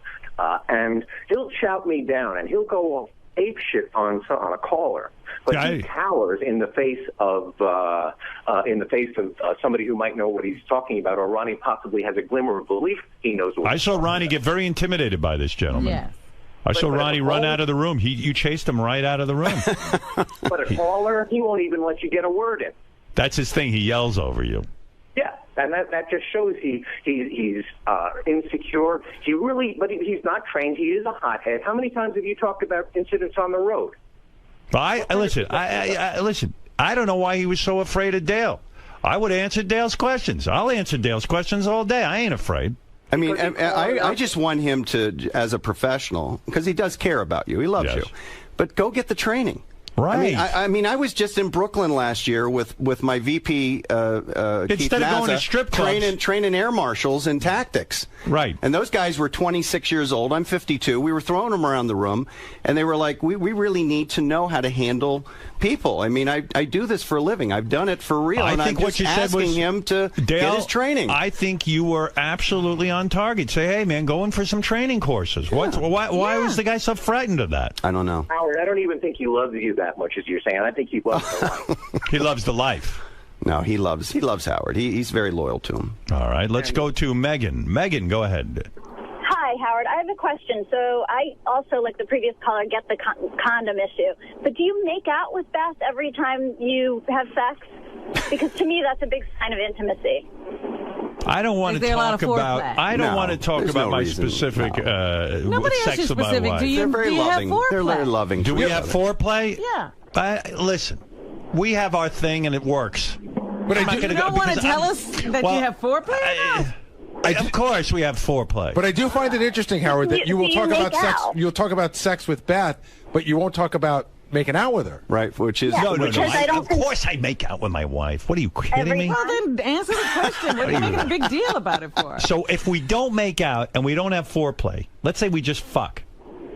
What are you saying? There's an intimacy problem? No, absolutely not.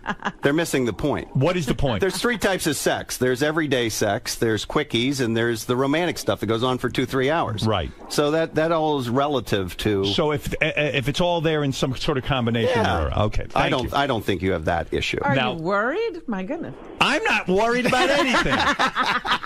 I'm having a good time. Howard's having group therapy. I'm enjoying my life with my wife. I hear Fred laughing at all this. What is Not me. this? I'm not laughing about that. Sam, go ahead. You're on the air. Thank you, Megan, by the way. Sam, go ahead. You're on the air. Yeah, Howard, hi. If your wife is ovulating and you have sperm, you didn't have a baby. That's right. I don't care if you had a childhood trauma or your family doesn't like you. This guy is crazy. Don't listen to him. Well, that's what I mean, condom. I mean, I don't know. I was raised that you use a condom, but what do I know? Yeah, but your dad could have had the same intimacy issues. All right. I got 2 more. You do? Oh, yeah. All right, because I got to Will told me on. 6. I didn't realize Jeff was here. It's up to you. You tell me. What do you got? You got one more good one? Give me one more good one. One more good one. Give me one more good one before we say goodbye. Let's see. One more good one. Okay. Ethnic issues and family dysfunction led this person to serious social interaction and trust issues from adolescence to early adulthood. This person eventually developed a stable, traditional family life to counter the issues from childhood. Has created an area of their life related to art to express their analytical mind and emotions. Fred. Yeah. Wow. Say it again. He was what? Because he's got a lot of issues. He wants anal intrusion in that. He developed a stable, traditional family life to counter the issues of instability from childhood. Ah, yeah, that's true. And then he created an area of life related to art, his music, to express his analytical mind and emotions. Good. All right. He's like a Vulcan, that's all. It's about the most stable profile I wrote. You know, Fred has Fred is very stable. Fred has impressed me with his life. Yeah. He has overcome a lot. Yeah. I'm like one of Jerry's kids. Well, no. Your success. You went to camp and you came out good. He overcame a lot. Mostly, when I say a lot, I refer to me and my interaction with him. He overcame that. And he overcame a tough family life. And you're right. He has a very sort of stable existence. And has exemplified someone who can overcome a lot of adversity. He's created a very stable life for himself. Well, and Dale, I knew tampons were good for gunshots. That's true. Good for you. That was an accident. Came up with that right away. Anyway, Dale Yeager, you've been a fascinating guest. Thank you. I'm glad you came by today. I learned a lot about Ronnie. I learned a lot about you. And I learned a lot about me. You are an impressive guy, I have to say. You're not a bullshit artist. So are you. Thank you to Wolfie for bringing you by. Where is Wolfie? Wolfie, say a quick hello. And I know he came up Profile Wolfie. Yeah, well, Wolfie. Dale Yeager's book, 3 Myths About Bullying, What Every Parent and Grandparent Should Know to Protect Their Children and Grandchildren, is available now at Amazon.com. And check out Dale's website at seraph.net. Wolfie, a good call on this guy. He seems to know what he's doing. He's very accurate, very opinionated. I thought you would love him. I liked him a lot, and he blew Ronnie right out the window. What is that? The only guy who couldn't handle it was Ronnie. The second you brought up his name, he was pouting in the back. He was not going to come in at all. He's the funniest guy, isn't he?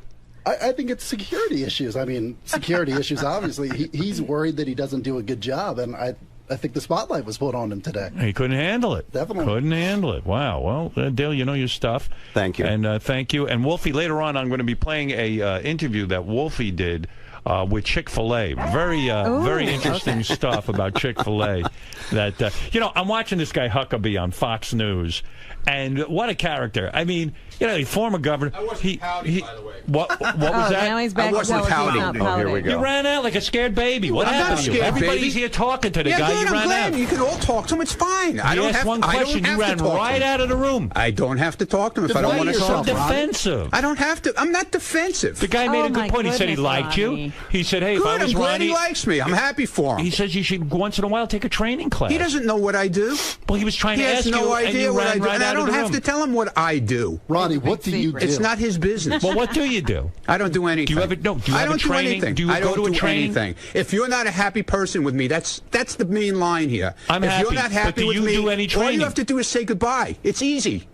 Okay, it's very easy. But that's not the I don't point. Why need are to you explain why are you getting attacked? I don't need to explain myself to this man. He just is said, nobody to me. Wait a Don't second. you understand If a that? guy walked up to me and he says, hey, I think you and your wife using condoms shows a lack of intimacy. I say, let me consider that. Let me hear what this... He's a guy. He's a well-versed in this psychology stuff. I'm happy for him. So I go, okay, let me think about it. I don't think it's accurate for me. I don't think I have an intimacy issue, but maybe he's got something there. I'll consider it. So the guy says to you, hey, I know Ronnie's in security. I've done all of this stuff. Right. Ronnie, you know, I've offered many training classes. What type of training do you take, or do you take any? And you're like, fuck you. You're not I didn't say happy. fuck you. You're like, I didn't you're say not fuck happy you. with me. Get rid of me. You're so defensive, dude. Why don't you just say to the guy, have Why a are you conversation? so angry? What are you so angry with me about? I'm not angry Look with at you.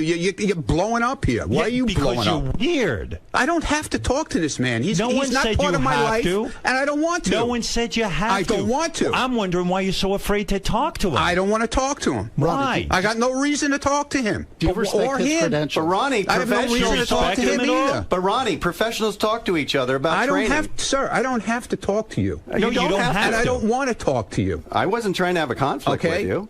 I'm not trying to have a conflict. I just don't want to. I just don't want to talk to you. Ronnie, don't Understand me. Why? Wolfie, I'm not talking to you. You're being a baby. There he goes. He's going to throw the headphones No, I'm down. not throwing anything. I don't need to talk to either one of them. What does he know? Why what does he know about me? I mean, you don't have to talk to anybody, but why are you afraid to talk to these guys? I don't want to talk to him. Why? Okay? Can you tell me why? I just don't feel like it. Some people you do talk to and some you don't. Yeah, well, I talk Why to who I these feel two? like talking to. Why these two? Okay? He And can it's like help every you. time that one of these things comes up, it's you who likes to fucking put me on the burner. Me? The Yeah, guy- and you're happy to do it. The guy put me on the burner. You know Do you what? see me getting No, upset? but you're happy to do it because you know it riles me up. But what okay? about me? And you He love just doing put it. me- he just put so me on the burner. If you're happy, I'm happy. But if you're not happy with me, then we got a problem. Did I say we have a real do you problem. see what you're doing? Do you see what you're doing? No, I'm not doing anything. You're trying to create something between me and you. The guy walks in. I He don't did a need profile to of everyone. talk You're to the this guy. only I don't one need to be upset. profiled by him. You're the only one I've upset. been doing a fucking job here for 27 years, dude. I don't need him to tell me anything. No like one I said, needs any of if this. I've It's a been show. Doing, if Why I've are been you getting doing so the right upset? thing, if I've been doing the right thing all along, I don't understand why I have to answer to him. Man, are you fucked up? Yeah, I am fucked up. You're afraid of talking to a I guy. am fucked up. You're afraid of talking to people. I talk to who I feel like talking to. And if I don't feel like talking to him, Roddy, I talk to my own psychiatrist or psychologist. But what if you learn? I don't need to talk to this but guy. What if you learn he knows something? nothing about me. Nothing. He comes in here and he thinks he knows about me, but he knows nothing about me. Roddy, I'm not a fucking swinger where he ever. He said he wherever that doesn't. came He from. asked you a question Where because he comes- doesn't Where that know. comes from in his head. That never happened in my life. Being a swinger. Where does he come up with shit like that? I don't have to listen to this man. I don't know, man. All right, and I'm not walking out. Wow. I'm just telling you, I don't have to explain anything to him. To me, he's nobody. He's just another person on the street. You sound awfully defensive to me, dude. Well, I'm sorry. Wow, you Maybe are you should consider defensive. getting somebody else to work with you. Why do you always go there? Now, do you why not? are Do you you not want to? firing Do you yourself? want to fire yourself? Then quit. Obviously, you're not happy. You're firing yourself. If you I'm keep happy. bringing people in The to guy- try and fucking pick my head. I didn't bring this guy in for you, Ronnie. That's another fucking weird we didn't thing know to who do. he was going to profile. you know He just what? walked in and he came That's in and he said he's a fine. profile. But why do you have to keep? Why do I have to come in and defend myself if I Why don't do you keep want to? quitting your job? I'm not Do you not quitting. want to do it? I'm You can not. quit. I didn't say I quit. I never said I was unhappy with you. Then why are do you hearing Why that? do I have to talk to this guy? You don't have to, but why are you so do I afraid? have to defend myself? Why are you to so him? afraid? Why do I have to defend Same myself? reason we to him? all just I did. don't want to. That's my prerogative. I don't have to fucking You're talk afraid him. to talk to him. Okay, if that's Admit what, it. If that's Are what you say, afraid to talk to him? No. Then I why have won't no you talk to reason him? to talk to him. I have no reason to talk to this man at So, all. Ronnie, you want to be a part of the show sometimes, but don't not have all the any reason time. to talk to Will him. you tell us when you don't want to be? So sometimes, like Robin says, you want to be involved with the show, but sometimes you don't. So we're supposed to figure out when you want to be in the show. I you like came doing in, Ronnie's I block said I got party, nothing right? to say to him, and that's it. You like Ronnie's block party. What does that have to do with it? It has everything to do with it. You want to participate sometimes, I participate but other all times the time. you won't talk to this guy. I have nothing to say to him. I think he wants to talk to you. I don't want to talk to him. He's being exposed, and he's upset I'm about exposed, that. right? But he's not being exposed. He hasn't even. It seems like he has something to hide. Wolfie, please stay out of this because it's got nothing to do with you. I think he's. It's got nothing to do with you. What do you think, Wolfie? I think he's exposing weaknesses. Look at you! Just chased him out of the room by saying What are something. you doing? What are you doing again? Oh my I'm God! not talking. I think Howard. I think I was much more tougher with you. Oh, absolutely. But we had an anything. honest exchange as dads, as executives, as people. And you know what? Maybe you're right. I'm actually thinking about what you said. Known you for a long time. Right. So, I'm trying to help. I'm not threatened trying to be by helpful. you. No. This fucking guy is so threatened. Professionally, all you had to do was talk to Ronnie. me. He could probably help Ronnie. No, out. I'm not a therapist. No, professionally in terms of his job in security. Yeah, which is all I'm asking is say, hey, professionals talk. I was talking to one of your security guys out there. He's NYPD detective. I train NYPD detectives. We talked. We had a nice conversation. Might learn something. Right. Might not, but you don't know. Professionals talk all the time about training. What's the big deal? Ronnie is allergic to training, I think. I would love if Ronnie carried a tampon or two. I mean, he should have a utility belt like Batman. With all tampons. His bullet holders are tampons. But it also seems like Ronnie wants to be a part of the show. He's on the wrap-up show every day. He runs in there. Right. You know, He's always got input to other suddenly things. you show up, and now he doesn't want to be part of the show. I think Ronnie, like in my profile, was drug into this character position on the show. I didn't drag him in. No, it happened organically over the years. He's pacing the halls. Look at him. He's all upset. Have they got a camera on him? Yeah, look at it. They're stalking him. He's all upset. He's being stalked. Man, I can't believe it. He's still yelling. It's funny. Like you didn't even get out half a question and you fucking leveled the guy. He's the first person to get upset if someone's not a team player. Right. So you challenge him and he runs away like a baby. He wasn't being a team player. He's always blaming Lisa G as not being. Everybody else engaged with me, which everyone, was good. even Lisa G engaged. Yeah, I wasn't being judgmental. I'm just talking about profiles. That's all. Yeah. Hey, you chased him right out of the room. It was weird. Now I have to deal with him out there. Yeah, he'll be fine. But is he the most volatile person here? I guess so, huh? The most volatile? You know, but like, don't go on the wrap-up show and be part of that, and don't be on part of the block party. Yeah. Don't be part of the. And then all of a Well, sudden, he certainly piles on when somebody else is getting, what they consider like a rough time. Right. But he doesn't like it when it's him. Yeah. You Robin's chased him right out of the room. Right. You didn't even say anything to the guy. All the volatile people were fired over the last couple of years, so you're safe. Right. He has opinions about people that worked on the show. Oh, in the past. yeah. That's a whole nother story. Well, hey, another day. Another day. I like I'd when you love to come back. Hey, Howard, Did you know it was Tim who shit? You knew right away. Right? Howard, I got to tell you something funny. Yeah. I'm on the Amtrak train yesterday coming from Philly, and he was in my car. No kidding. You're kidding. Yeah, he was all wired up, and he was in flip-flops, and I didn't get to say hi to him because, and I was hoping he wasn't using the bathroom on the train. So. I was going to have Ronnie judge the beauty pageant tomorrow, but maybe I shouldn't because he don't like coming in here. Yeah, he might get dragged into something he doesn't like. All right. Anyway, listen, Dale, thank you, and we'll check out your book, 3 Myths About Bullying, What Every Parent and Grandparent Should Know to Protect Their Children and Grandchildren. It's available now at Amazon.com. Check out Dale's website at sarath.net. And Wolfie, thanks to you, and I'll get to your stuff later on. Wolfie's been checking in with lots of good stuff lately. Yes. And we'll be back right after these words. I wanted to... to get to more, but I got Jeff Ross here. I would have. I know you don't like shaking hands. So. Well, yeah, because I got intimacy. If I could put a condom on my head, I'll put you through the torch. I'll just wait. You've been working. Good? Yeah, you're doing some great stuff for us. Thank you. Yeah. I appreciate the opportunity, and there's some cool stuff coming up in the next 5 weeks or so that I'm going to do. Now, what do you do? You guys do martial arts together? What'd you run out of the room for? What's wrong with you? He teaches my son. My son's 5. What does he teach him? Martial arts. Oh, martial arts? Yeah, I just... Well, I have a part-time martial arts club, and it's my decompression. Is that how you guys met? Yeah, his son's in our kids program. He didn't even know who I was. I had no idea. My son told me. Funny. I go, that's not true. He goes, yeah, he's Wolfie. I go, really? Yeah, so that's how I met him. Wolfie's a good shit. He's a good guy. Thanks for having me on. I'm not interested in you. Stop taking my picture. Thank you. Go look and hide. I could give a shit. I enjoyed him, and I thought, you know, I thought it was good. There you go. Cool. Appreciate it. I don't know that that's wrong. That could be an intimacy thing. Pulling out is way crazier than whatever intimacy issue. I don't want to have another kid. I don't. I mean, I don't know how else to Call do it whatever it. you want to call it. And condoms just don't bother me. Well, they bother me. That's a problem. And it doesn't seem to slow me down.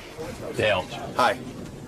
Your analysis, sort of as predicted, caused a bit of controversy, especially with the man leaving my frame right now. Uh-huh. Why do you think Ronnie became so defensive? You know, he does. Some people don't like to be profiled. I mean, it's a very uncomfortable thing. He says I'm inaccurate. I don't think I'm inaccurate, but when he came out here, he was upset. But he said, "Who are you? What are your credentials? What?" If you were to tell him, if you were to... I train the interrogators for the Army, Army intelligence officers. I train DEA agents, Secret Service. I went to the Federal Law Enforcement Training Center. I'm a Justice Department trainer, so I've done this. Done it for a long time, 22 years. You're decorated as far as protection and psychoanalysis of criminals and things of did it for a long time. What does Ronnie do well? Is there anything you've noticed that he does well? He's very loyal. I mean, he's very loyal, and he does pay attention. So I actually said some positive things about him, but I don't think he heard those. What are some of the other negative things he does? I know you mentioned he keeps his hands in the wrong position. The training, I know you said, is sporadic at best. He doesn't stand off to the side. He stands directly in front of potentially violent people. That's something you don't do. You never stand directly in front of someone. Why? Why is it important to be off? There's 9 weapons in front of someone: 2 fists, 2 elbows, 2 knees, 2 feet, and a headbutt. Why would you stand in front of 9 weapons? Makes no logical sense. You always step to the side. That's how you control people. That alone gives you an advantage because they can't see you coming. Women, men, doesn't matter. Yeah. What about the psychological implications of Ronnie? Of someone who gets defensive at criticism, and what does that indicate to you? He's got a bad temper. You know, he's a hothead, and that's something that he has to get under control if he's going to do security work. You have to be calm to do security work. So, you know. The other thing I was going to ask you about is with Howard. I mean, you mentioned what a fan you've been over the last close to 30 years. Yes. Was it tough to tell someone that you like and respect so much something so negative about him? Absolutely not, because I didn't say it out of a negative. I really want to help him because I do believe in psychotherapy. I've seen him benefit from it, but he's holding back. That's an indication of holding back, and I wanted to say that to him because I wanted to help him.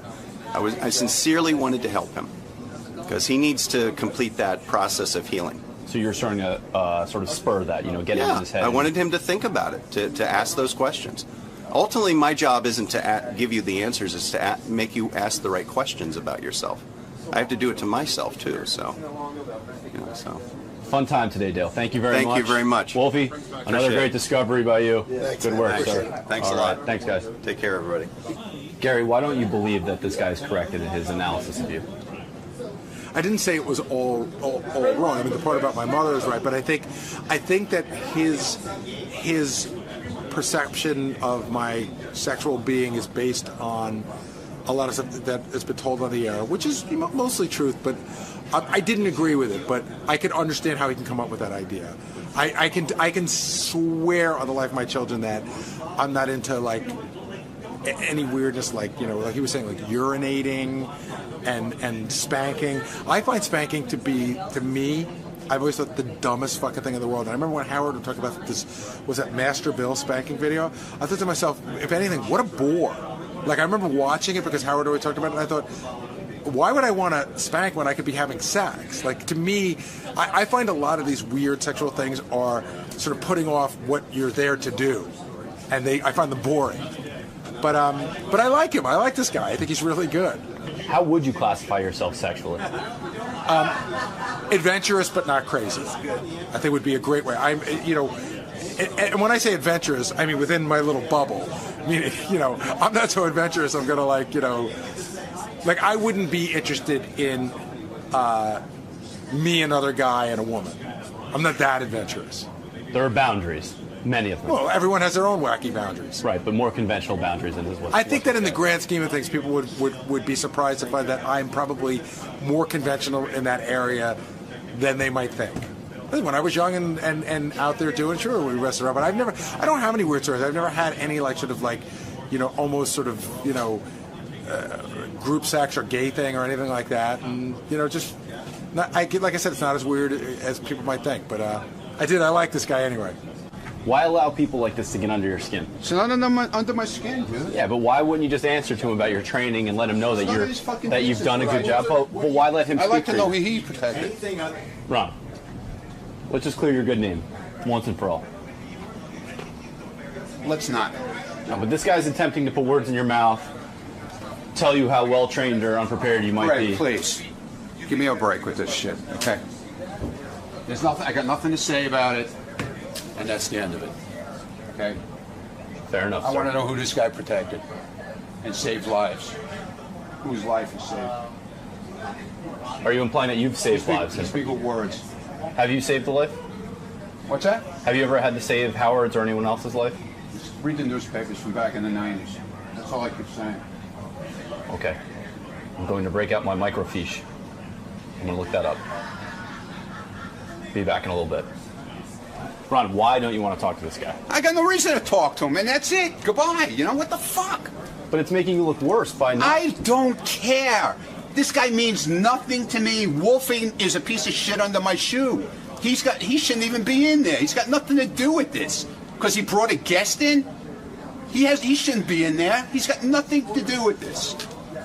But why not clear your good name? Why not? Oh, Greg, stop it with your nonsense already. Stop with the clearing my good name bullshit. All right? God, you guys are fucking unbelievable. What about him makes you not want to speak to him? Because you'll speak to other people like Howard says. You pick I got and nothing choose. to say to him. Why? Why him I specifically? got nothing to say to him. What don't you like about him? Oh, God. Jesus Christ, man. Give it a rest.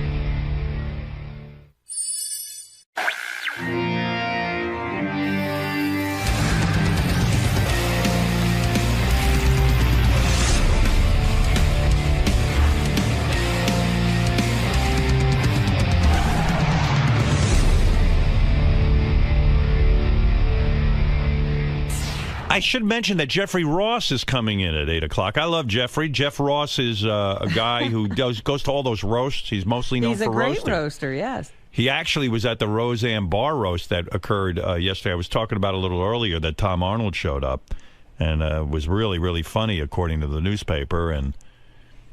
Did you see the picture of Jeffrey in the paper the other day? Yeah, he went to the Roseanne roast dressed as what's the coach's name? I can't think of it. Like Paterno. Paterno, Joe Paterno. He went dressed as Joe Paterno. And he had his arms around two young boys. Yeah, during the roast. Those roasts, I mean, he consistently kills it. And I was reading some article where, we'll talk to him about this, his preparation for a roast goes into the months, not weeks. I mean, and you can hear it. I mean, he comes up with these perfect jokes. It's phenomenal format for him. Right? I mean, who knew of Jeffrey Ross till he started these roasts? No, it was the roast that put him on the map. And he's terrific at it. I mean, he's awesome. So anyway, Jeffrey Ross coming in. Maybe he'll have some stories. Hi. Oh, good morning, Jeff. Hi. Hey. How are you this morning? Oh, man, I am top of the world. I haven't seen you in a while. It's been too long. How are things? Things are great. Things are really good. The rule was David Arquette had to come on 48 more times before I could come on. It's an automatic? Yes, I'm feeling good. Hi, guys. Are you going to let Howard know about that it's been a little bit ridiculous that... In case they ask me to roast them, I'm not going to just jump in on them because I'm a guest. I want to be a good guest. Okay. But, if these things come up, I'm loaded with a few killer roast jokes. You've got some verbal ammo. That's right, always. We'd expect nothing less from you. I really appreciate that. It's great to be here, everybody.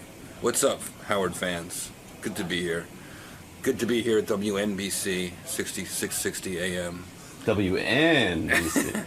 First time I ever heard Howard, he was interviewing the Beastie Boys in the 80s. Wow. And now here I am, as a grown man, coming back. It's cool. All right, sir. We'll see you in the studio. Beyond excited to be here. Beyond.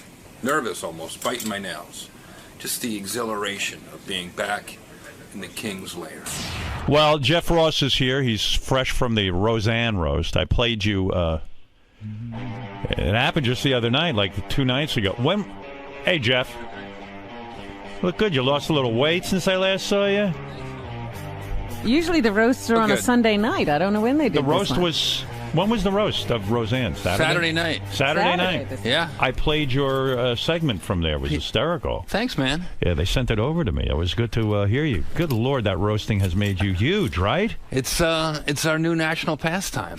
You know, for a long time, the rap on roasters, young guys doing roast, they weren't hard enough on people. They weren't angry enough. There was a period of time where roasting started to fall apart. Like, people were actually going on and being friendly to the guy they were roasting. And then they started calling in real comics to do it. And because I remember the D. Martin roasts were vicious. But then it got nice. Everyone didn't want to, you know, is it hard to say something really shitty about someone to their face? I would only say it to their face. Right. You don't talk behind people's It's back. hypocritical. A true roast master says it right to him. But when you were looking at Carrie Fisher and you say, "Hey, Carrie, you know, gravity, the force is still with you, but it's gravity," which implies that she's a fucking mess. And there's some truth in that. I mean, she doesn't look like Carrie Fisher anymore. Right. That is harsh. I mean, you can feel a woman close up on you, right? When you start doing that. The only time I ever, at one of these things, had some jokes and balked and stopped was when Farrah Fawcett was at the William Shatner roast. I had all these jokes about how terrible she looked, and she looked beautiful, and it took me right back to when I was a kid, and I just couldn't get the joke. Is that right? Yeah. In other words, it felt disingenuous to make fun of her for looking bad when she looked good. And I worshipped her my whole life. You couldn't go through with it. But some celebrities do get angry with you. Occasionally, but rarely. Penny well, a Marshall? lot of them... That's the one I heard. Penny Marshall. She got mad at you? What did you say to Penny Marshall to freak her out? Well, I learned a lesson on that one, Howard, because good. It's just what we're saying. It was behind her back. The initial, it happened. She got mad at me twice. Okay. The first one was at a roast for Rob Reiner, who she used to be married to. Right. Who maybe they have kids together or something. And I don't think they do, but they don't have. I'm not sure, but right. I was roasting Rob Reiner at a Friars Club roast, which are very brutal. Right. And I said, I don't even know how to roast you, Rob Reiner. I mean, how do you even embarrass a guy who married Penny Marshall? Right. What was your wedding song? How much is that doggy in the window? Oh. That's the stuff. That's terrible. So then about a few months later, I was in Las Vegas doing a private roast. You do a lot of those? Yeah. You mean an executive will hire you to roast him? In this case, it was the owner of the Sacramento Kings, the Maloofs. The Maloof brothers. Yeah. When they pay you, and I imagine they pay you a lot to do this, because I was telling Robin earlier, you spend months sometimes preparing for a roast, right? Of course. Like you don't just take it lightly and go and plug in a guy's name. You spend time thinking about that. It's like going to battle. Right. So if you're going to do the Maloof brothers, you got to research them. You write all your jokes yourself, and then you spend months working on it. So you probably charge a lot of fucking money to the Maloof brothers to do this. When I got off the plane, they met me at the cab stand, just like old Vegas. George Maloof put his arm around me and he walked me to the cage in the casino, and he pulled out the money. He called for some money. He paid me in chips and cash. Oh, are you kidding? It was old school. Wow. And when they do that, so when someone's paying you a lot of money, you don't hold back on them. You really blast them, right? Of course. So do they ever say to you, but don't go too hard on me? No. You want to roast people who want it. Right, you would I think. don't take the wimpy roast. I don't do that. So when you do the Maloof brothers or you do that guy from Virgin Air, I roasted Richard Branson one time. Privately. He didn't like it either. He didn't like it? Well, here, let me just tell you what happened with Penny. Right, go ahead. So the Maloofs say, we want to be roasted in front of all the high rollers and all our big supporters for the Kings, and they own the casino. So I got my jokes. I've been working weeks on it. I'm excited. I'm getting, a prime spot right in the middle of the lineup. And there's Penny Marshall. So by now, she must have heard about the joke I said at the other roast. Right. So she starts heckling me before I even get to the podium. He's an ass. Fuck him. Don't let him talk. Shut him down. Trying to shut me down like we're in British Parliament or something. It's a comedy show. And she's just sort of, it seemed like she was just whacked out of her head on something. She was sitting on Vince Neil's lap. Who wouldn't want to be on Vince Neil's lap? And she was yelling at you. She was really shouting me down. Do you go up to them afterwards and say, look, explain yourself that it's a roast, you're hired to write these jokes, I'm sorry you were collateral damage? They didn't give me that opportunity. I said that she started coming towards the podium, and I just stopped it. And I said, whoa, which one were you, Lenny or Squiggy? And she just spun around and sat back down, and I was walked out the back. I never made it to the after party. They protected you. Were you protected nervous? her. They kicked me out. Have you ever gone to parties where someone comes up to you and says, hey, you're really shitty to me? No. It's a tough... It is a tough thing. Sometimes you walk. It's like I saw you at Jimmy Kimmel's Party Let. That's the last time I saw you. Yeah. And you were about to go on the road with Charlie Sheen. Mm-hmm. The story was, I don't think I'm saying anything out of school here, but Charlie was doing a tour. He was the biggest thing in the country, but he went out to try to do stand-up. And as we know, that takes years and years of perfecting. And he was bombing every night. So he got the idea to bring you out on stage. He hired you to come out on stage. He called me at your party. Did he actually call at the party? I was at the party, drinking and having fun. Right. Big party. And, obviously there's a lot to, I didn't want to, my phone rings. I had a hunch he was going to be calling. Right. And, Jeff, it's Charlie Sheen, it's very intense. It sounds like Apocalypse Now every time he calls. Right. And, it's always intense. Hey, I have a show in Atlantic City tomorrow night, and everyone's saying you'd be great to wrangle the crowd and keep the crowd at bay. Could you come and be the moderator and interview me? And I'm like, Charlie, man, it's sort of not my thing, but what if, about 20 minutes into the show, when things start to get a little hairy. 20 minutes. How about a minute in? Bring you out right away.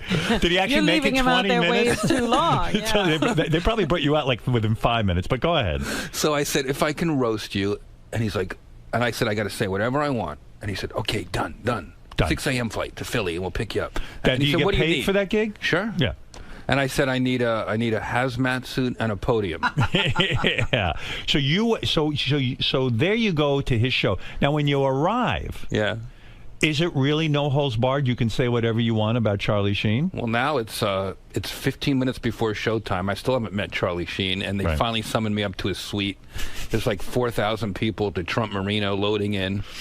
I've been working on jokes from the party all the way to the flight, all the way, from the airport. I've just got scribbled stuff everywhere, and whatever people gave me at the party on my way out. Do you read off the notes when you do the roast? You can do that, right? That's allowable, right? I feel like at a roast, it shows respect if you took some time to write some stuff out. Right. Were people at Jimmy's party giving you ideas on what you should do? Yeah, Norm was giving me stuff. I remember George Clooney was there, and his big thing for me was to tell me, well, be careful what you say. Don't say anything that you're going to regret if Charlie dies. But seriously, saying that to you before you go to roast someone is really kind of deadly, because you can't. If it's going to really be funny, you've got to get to the biting truth. Sure. You've got to really wreck the person. Sure. Yeah, I mean, I can't imagine, like, I wouldn't want you roasting me, because the shit that you say is...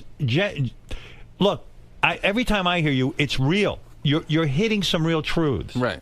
And so if you were roasting me, I know that it's not going to be different for me. It would hit you somewhere where it would hurt. It's going to be really bad shit about me that I maybe don't even want to hear. That's a different style. That's not my style. My style, Howard, is for everyone. You're guest of honor. If you're the guest of honor, I want everyone to leave that roast saying, that was so much fun. I hope we do that again someday. And I want you'd go home and you would tell your wife and your family all the jokes and go, there would be jokes you would love. backhanded. When I roasted Hef, do you think he went home saying, "Oh my God"? I don't know. He went home saying, "God, I love that." He probably had a better sense of humor than I do. I don't think I'd hold up well at a roast, honestly. But there are some people on the Comedy Central roast, they back out because they can't take it. That's true. Who's too mean at these? Are there people who go over the line, in your opinion? Because you work with kind of the same people. You'll work with Whitney Cummings. You'll work with Lisa Lampanelli. You'll work with the late. I thought he was Greg great. Giraldo. Yeah, Greg Giraldo was a great roaster. Good roaster. Gilbert, yeah. you'll work with. Are there some people who go too far? I do. I don't think there's a too far, Howard. I think sometimes there's a too much. I'll hit.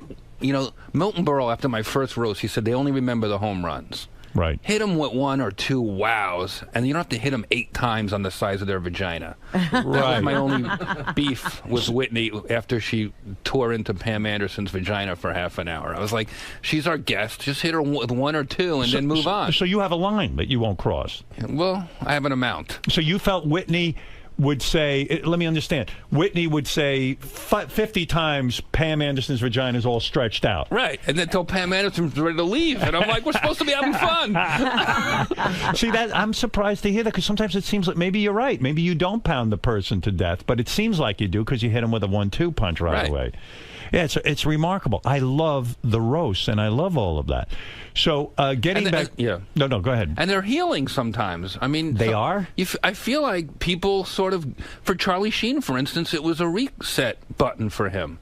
Yeah, we'll get back to Charlie Sheen, because maybe it was healing for Roseanne and Tom Arnold. She finally allowed Tom Arnold this time around, the one that hasn't aired yet. Yeah. She allowed him on stage, and the stuff I read in the paper was really funny between the two of them. Funny and emotional. Right. He was quivering. She sat back in her seat. It was like there was a real authenticity to what was happening, and I was surprised. I had no idea what was going to happen, and it was alive. Did you not know that he was going to be allowed to walk out? No. You didn't know? I suspected, and I asked Joel Gallen the night before, because I had a hunch that something could be up, because I saw the executives sort of running around on their phones. Right. And they told me definitively no. So they surprised me, which is hard to do. Well, because she had insisted that he be the only person not allowed to roast her. And when he was on my show, he had brought it up that he thought it would be a great idea if he roasted her. But he had been told no. So. Well, I love Tom, but he's been out of work so long, he forgot you have to be offered a gig before you turn it down. Yeah, right. Because he was on my show, he was killing on the show, and I said, man, that would be such a great moment if he came out.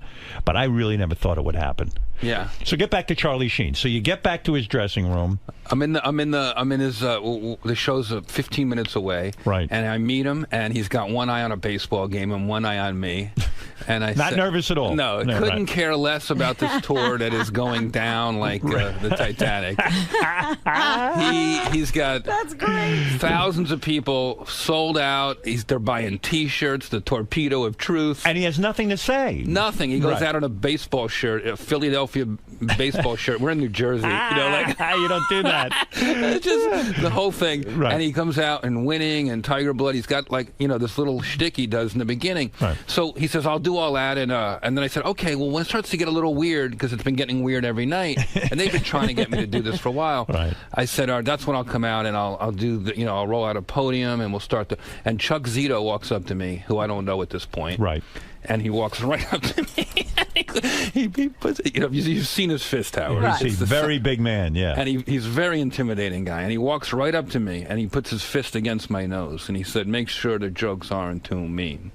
Wow. And Sheen goes, hey, Chuck, he's with us. It's okay, he's with us. He's allowed to be mean.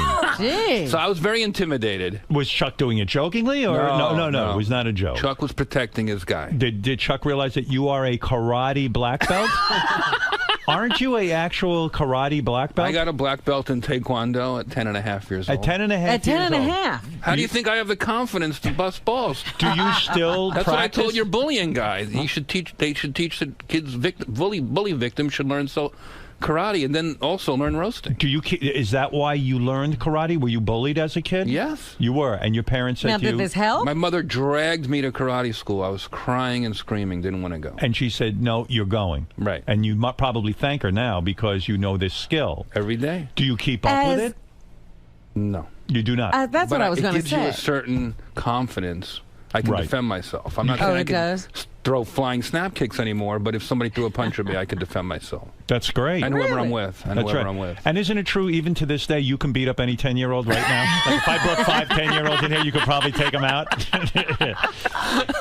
So Chuck says to you, hey, you better take it easy. Charlie says to you, listen, it's okay. And so roast you did. And how the show long comes out. The show, Charlie goes out, and he's doing fine. He's doing his shtick for about 15 minutes.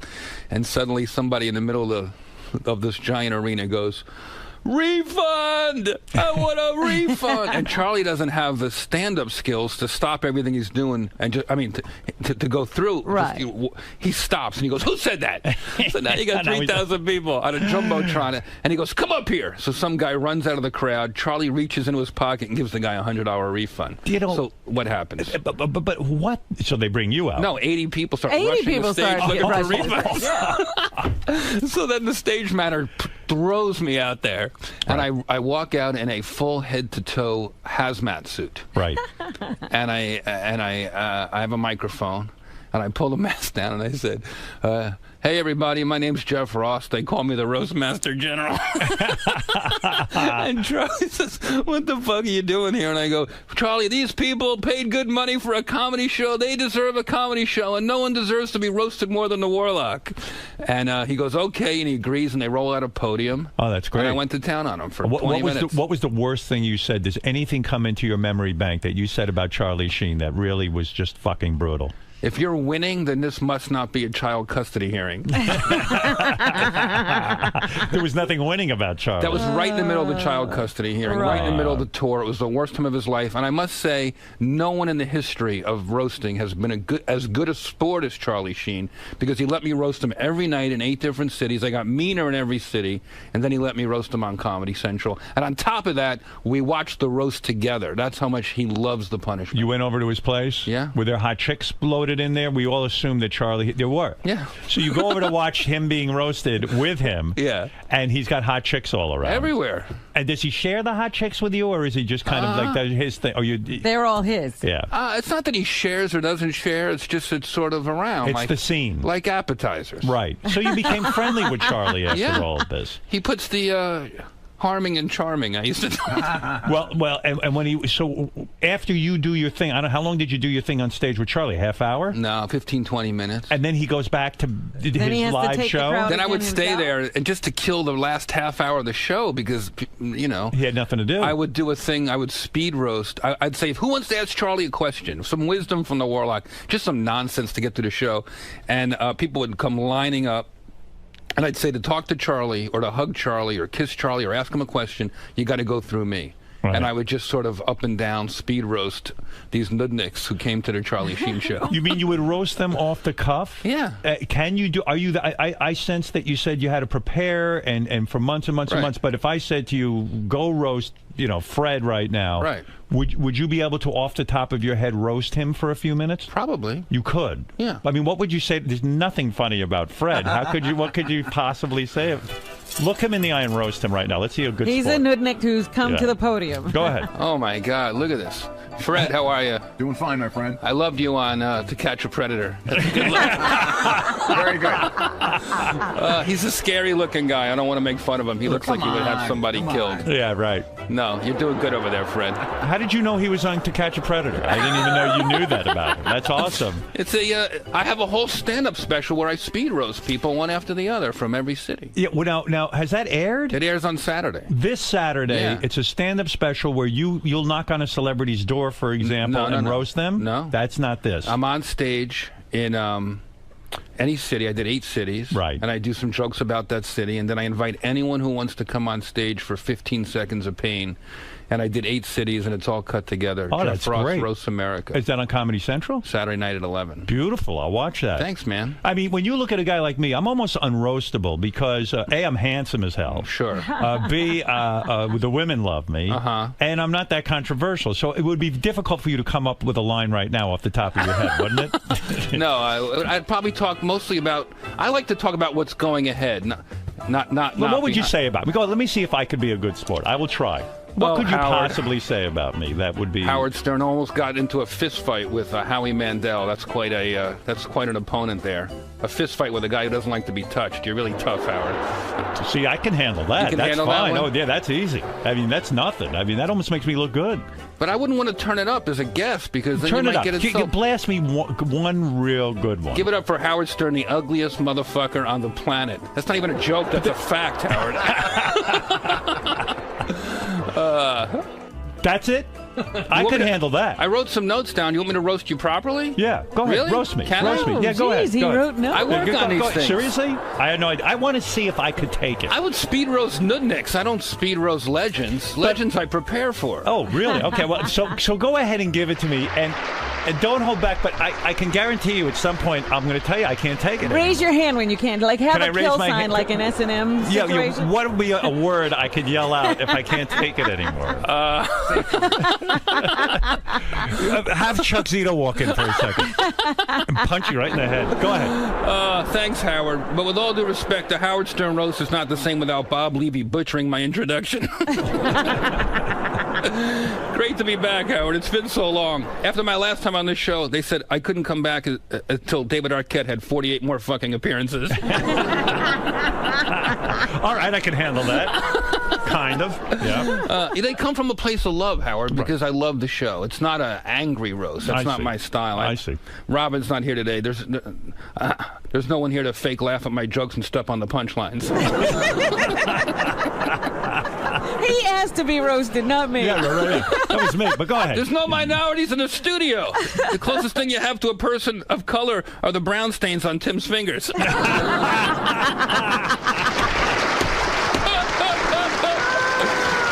That shit skate story was so gross. Who thought Sabian would cause more body fluids to fly than the Sibian? How do you shit like that? I don't know. How does it fly out of your ass onto the walls and on the light And the switches? light switch. What It's is something that? good. It's like, what's it called? Spin art. Remember spin art when you were a kid? You ever shit like that? I mean, where does that come from? It seems like, he shat and then walked around the room or something. It's like a lot. I never heard a story like that on the radio. Me neither. But let's face it, you guys beat that topic more than Fred Willard beat his cock.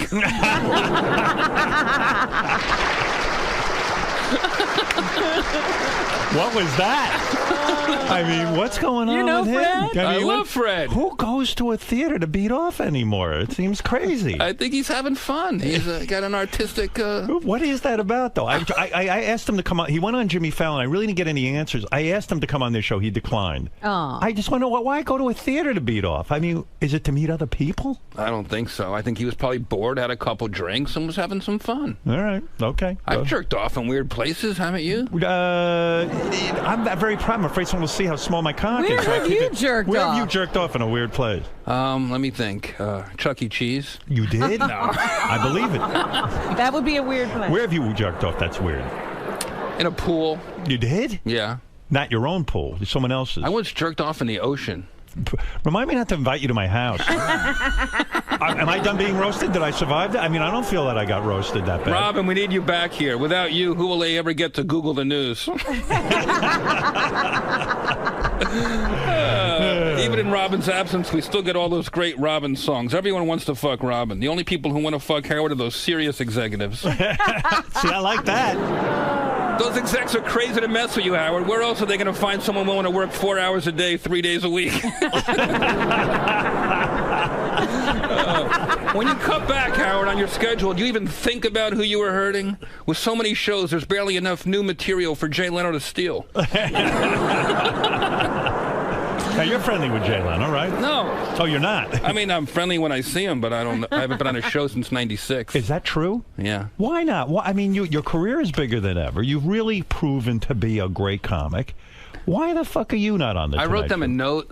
I wrote the bookers a note early on when they took over the primetime show. Right. They were looking for comics to do panel and stuff, and I threw my hat in the ring. They were interested, and I said, I want to play in the. I wrote Ross Marks, the booker, an email. I said, I want to play in the big leagues, and he wrote me back, get a bigger bat. Wow. So I just he stopped. roasted you. Yeah. Yeah, I don't know what that's all about. I would even think in terms of like with the roast and the attention you're getting that even if Jay just had you on to do 5 minutes, and then you just fucking blasted him. You know, I would think that would be a great segment, no? Yeah. You know, to be honest with you, I have my pals in late night now, and it's okay. Who are your pals in late night? I love the Jimmy Kimmel. I'm going to be on next week. Jimmy adores you. Yeah, he's been a good pal for a long time, and always in my corner. Right. And on my team, whatever I do when things are up or down, and that's a real friend. So, to me, that's enough. Yeah, and I was actually surprised you were even allowed into the party at the big party. Jimmy invited him? Jimmy invited. I said, boy, Jeff's really, you never know. You never know. No, I was actually glad to see you there.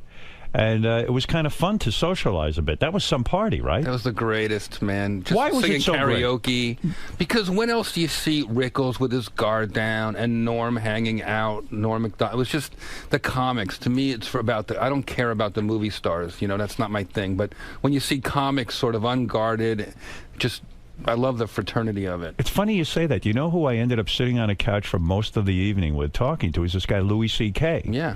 And he seems like a very genuine guy to me. Are you friendly with him? We started out together. I consider him a friend. And I had a great conversation with him. Maybe you're right. And Norm, too. Norm's another great guy. What did he say to you? Did you remember what he said did he give you advice about Charlie Sheen? You said, what was his advice? Who? Norm Macdonald, the night that we were at the party. I remember him just trying to pitch me jokes. I can't remember what they were. And were they good? I don't remember them being stuff I used, but just having Norm sort of engage in what I'm doing is the best. And I just started making fun of his jacket. Were you nervous going on the Charlie Sheen thing at all? Yes, on the first one, but once I got in the rhythm of it. When I'm prepared, I'm not nervous. Yeah. When I'm going into things sort of half-assed, then I get nervous. What makes a great roaster? The guy's got to have a great delivery. It's like everybody could have the same jokes. People write jokes. It's the timing. It's the timing, right? It's just confidence. Right. I love Amy Schumer. She opened the roast Saturday night. Right. For Roseanne. And we had a couple very similar jokes. Right. And I started cutting them in my head. And then I said, you know what? I'm just going to do them. And I'm going to do them with confidence. Who knows what they'll use in the edit. So why break my script apart? I'm just going to do it with the confidence and gravitas of the roast master, and it worked. So they don't work that out ahead of time. You don't sit down with all of the fellow roasters and say, look, here's my material, here's your material, and you work it up, because it seems like a horror scene. If you've got to sit there and cut jokes as people are going, you might have some killer material. That's the game, though. It's awesome. It's you tough. like that. I love the energy of that, and the fact that you got to be on your feet, and you got to be engaged, and you got to be in the moment. When you're sitting there on the dais and Amy Schumer goes and she does a joke so similar to the one you're doing, you just sit there and go, oh, fuck me. Yeah. I mean, that takes a long time to create a joke. It's not like you can write it in 3 seconds. That's why I like to go on a little later.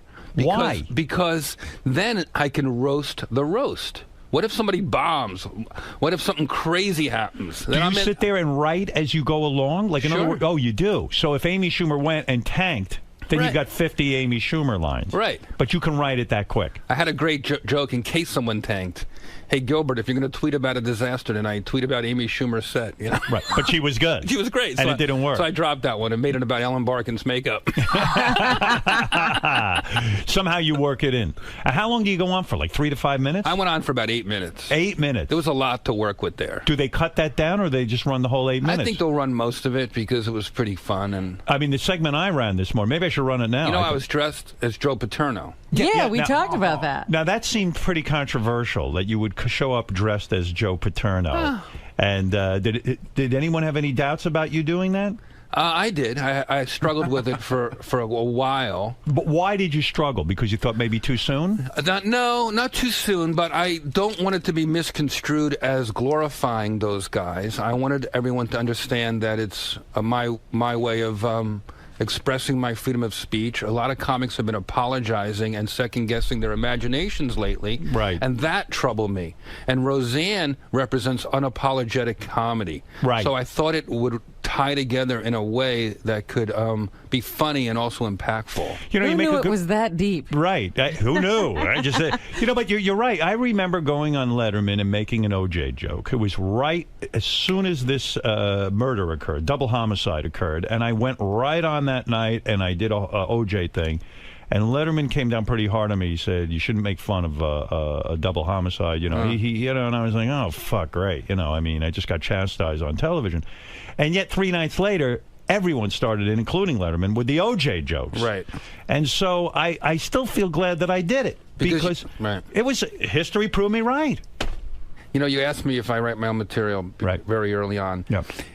I write it, but I also, at this point, because of my reputation, everywhere I go, people offer me ideas now. Right. The cab driver will give me a joke, and then Sarah Silverman will give me a joke. And you start to get ideas and influences, and I feel like I'm roasting Roseanne vicariously for all the fans and comics. So Sarah hears that you're going to be on the Roseanne roast, Right. and she's known to do roasts too, but she, I guess, didn't want to do this one or didn't get asked to do this one. She doesn't particularly like him.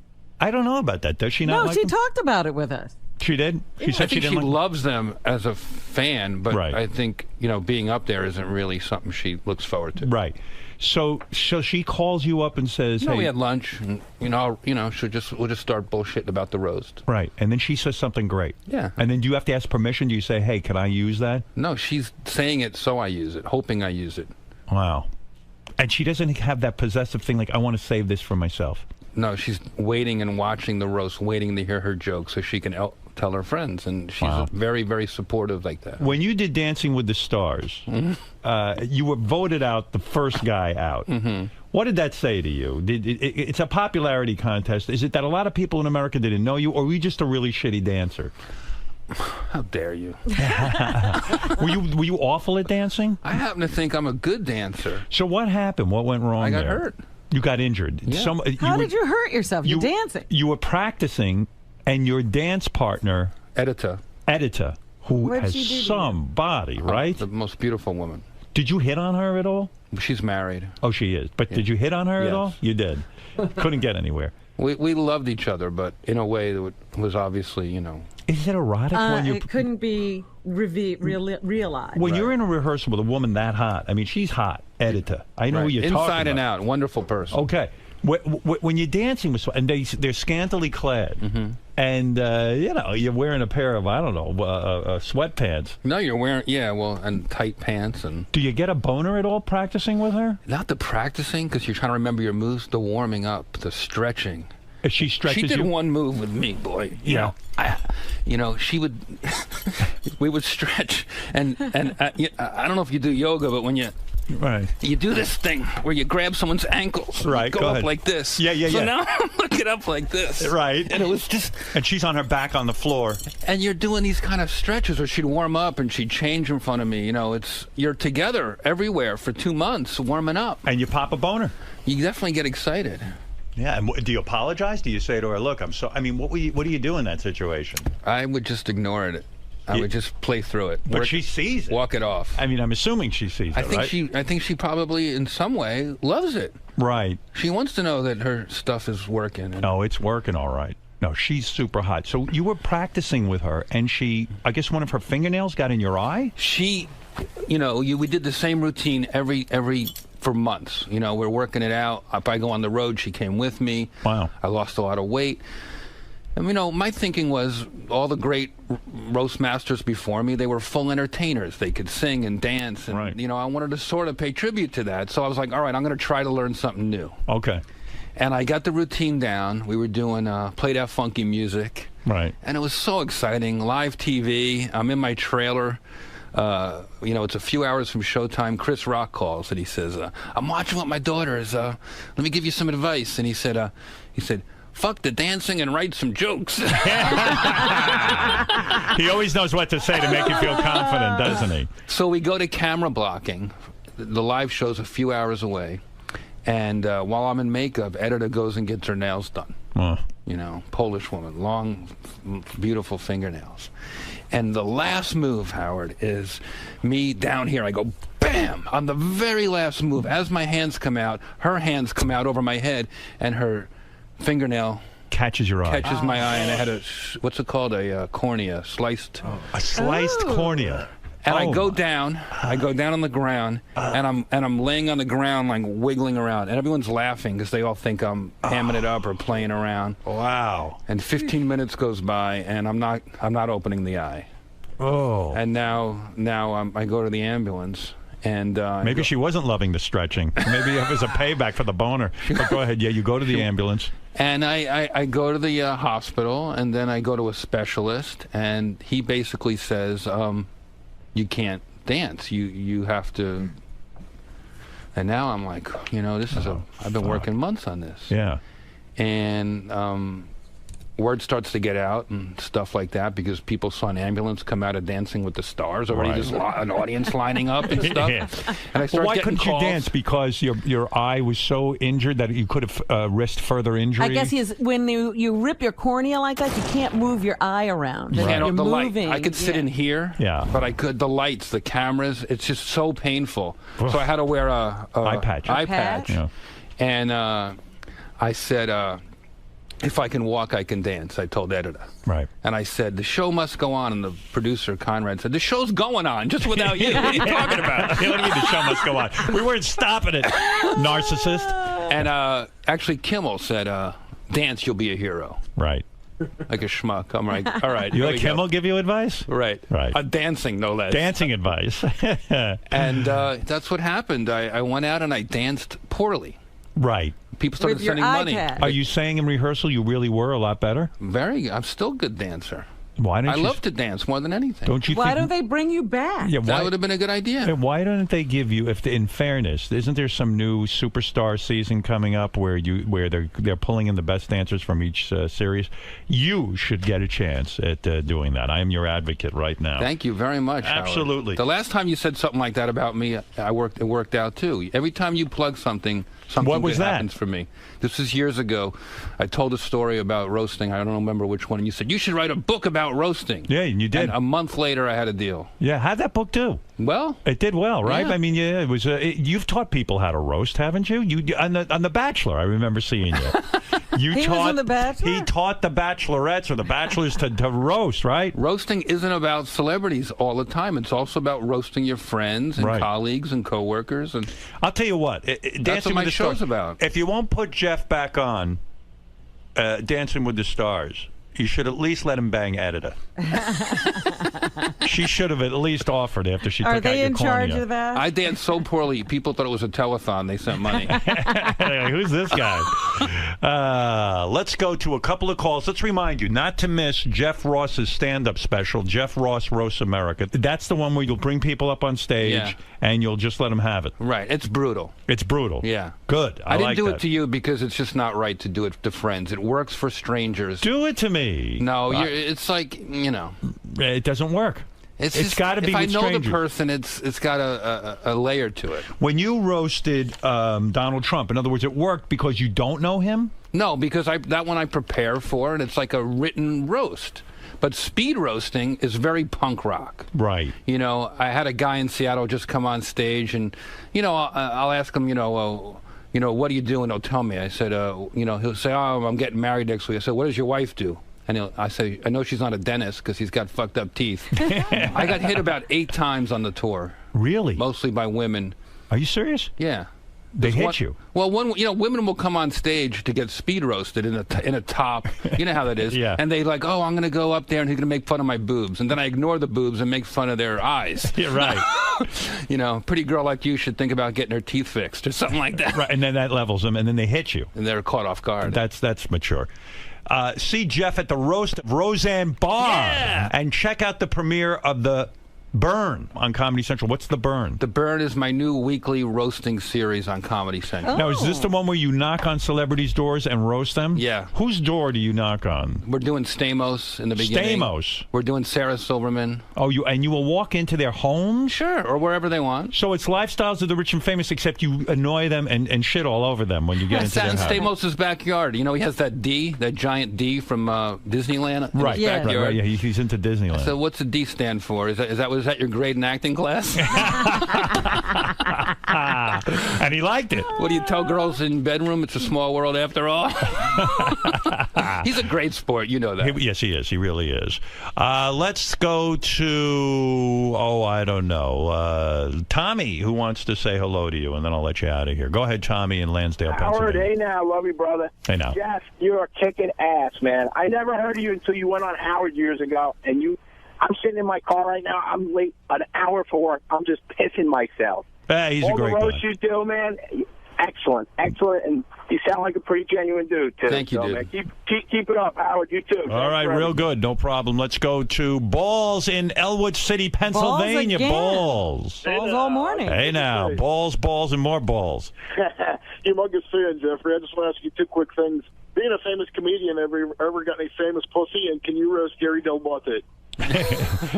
Gary Delabate, there's nothing funny to roast about. Am I correct? How is he in charge of this show? Go ahead. The only thing Gary can produce is plaque. Now, that's a good one. That's not bad. That's a real good one. And celebrity women. Celebrity I've slept pussy. with? Yeah. Have you actually been with famous women? Because you roast. Because you roast. Has roasting brought you to that level of fame yet? No, I don't. No, I used to fantasize about. That was my obsession, was to one day. Powerful woman. But as I got, as I was able to get real women, the celebrity, I don't want to be somebody's second banana. I never got into that. Yeah, are you afraid? You know, that's what I think. Why my wife and I were just talking about this. Why actors specifically can't marry each other, because it's competitive. Right. And it's one day the other one's up, the other one's down, and it's probably difficult when you're in a relationship with a woman. You want to feel like you're the most important sort of player in the room, huh? I'm dating somebody now who makes me feel that way. She makes you feel that important. Yeah. She looks up to you. Yeah, and we look up to each other, and we share that. You know. Am I hearing a serious relationship for you finally? It's still pretty new, but it's going good. You What against does she marriage? do that you look up to her? She's a comedian. She's a comedian. She's just starting out at the Comedy Store and stuff. She's actually a little person and looks up to Jeff. She's 3 feet tall. So you're dating a comedian. Yeah. Now, don't tell me that doesn't get fucking competitive. I mean, if she starts doing super well, if let's say her career explodes, you're not going to be able to deal with that. You think? I know. I think I'll be okay. You do? Well, your wife works? Yes, of course she works. But what if she suddenly gets bigger than me and I'm left behind? I see. You see She's what I'm the saying? queen of all media, The and queen you're, of all media, you're right? interning. Can we handle that as men? It's very difficult. Balls. So no celebrity pussy. Okay. Thanks again, guys. All right. Thank you. And let's go to Libby, who wants to say hello, and then I'll let you out of here. Go ahead, Libby. Baba Booey. Hey now. I just wanted Jeff to go back to talking about Richard Branson. He never finished about how he didn't like his roast. Oh. Oh, okay. What did Richard Branson like? Am I the only one? I'm the only one paying attention. Yeah, you know what? Thank you for paying attention. I got too excited about other stuff and moved on. So Richard Branson, and I find this fascinating. You can make a good living now, sort of in a corporate way, where these guys hire you, and they want you to roast them at a private situation, a function. Right. So Branson hired you or didn't hire you? His friends hired me, and this is where it went wrong. Okay. He didn't know about it. It was up in Canada. He had some kind of thing going on up there, and a couple of his lieutenants and his buddies who worked for Virgin. Right. They said, "Oh, you know what? Richard's a great practical joker. We thought we'd get him back." Hey, babe. So I can't remember too many of my jokes, but they were mostly so they don't. He doesn't know why he's there exactly. He thinks he's there for some other thing. And Now, is this in front of an audience? There's like 50 people that he knows and works with. Right. You know? Right. And they put him in a chair, and we're having drinks, and suddenly, the roast master, da-da-da-da-da, and he's sitting there, and he's sort of, people are dying because they love that they're punking him. Right. And I don't like to surprise people, but I said, you know what, they really don't want to tell him.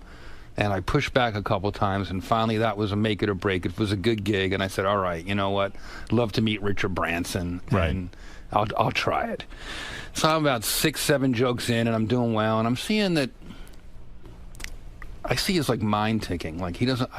Either he's going to get up and leave, or he's got a big line he's going to drop on me, or maybe the joke. I don't know what it is. Right. I get all through the roast, and I get on a roll, and I'm killing, and finally, like, he's just a good sport. He's just laughing, and he's enjoying it, and he just sort of, it's like getting molested. After a while, you just sit back and let it happen. All right. And then I give a big finish, whatever the last joke was, and he stands up, and he comes over, and he has his drink in his hand, and he gives me a big hug, and he drops his whole drink on my head. Oh. So you were upset. It's just, I kind of shrugged it off with a laugh, but I go, this is not the business I want to be in. This is right. Roasting is. Well, roasting is hard work, number one, and it shows that the guy didn't have a good sense of humor, and now all of a sudden he's sort of physically attacking you over it because he doesn't know how to humiliate you any other way. Right. And now he's pouring a drink on your head. And maybe he thought he was being funny, but the truth is he couldn't take it. Right. Powerful people do not like to get caught off guard. But you make a good point. Yeah, you don't want to go in there if this guy doesn't want you there. Right. If he can't handle it, then fuck it. Why should you be humiliated? So you never spoke to him afterwards and you said, hey, that was bullshit? You just went over the line, man? You didn't have to do that to me. I tried to be a good sport because I realized that I broke one of my rules of roasting, which is not to sneak up on people. Right. You learned your lesson. I just roasted my Uncle Murray for his 90th birthday, and he begged me. He was so happy. Right. When somebody's up for it, there's no greater party. It's an honor, I guess, right? Yeah. Yeah. So, and I imagine you get paid a lot of money for these private gigs, make more than $100 or something, like something crazy, right? It's a good way to do a gig without having to, go on the road and promote it for a week, and You're you not just kidding. show up and bust somebody's balls. Did you know when you got on the first? What was the first Comedy Central roast you ever did? I did them off. I did it at the Friars before that. And then you got your reputation. They asked you to go to Comedy Central. No, I pushed Comedy Central and Drew Carey and the Friars Club into doing the first one. It was my idea. And once you got on, it became your thing. When you got into comedy, did you think roasting was going to be? Didn't even know what it was. You didn't know.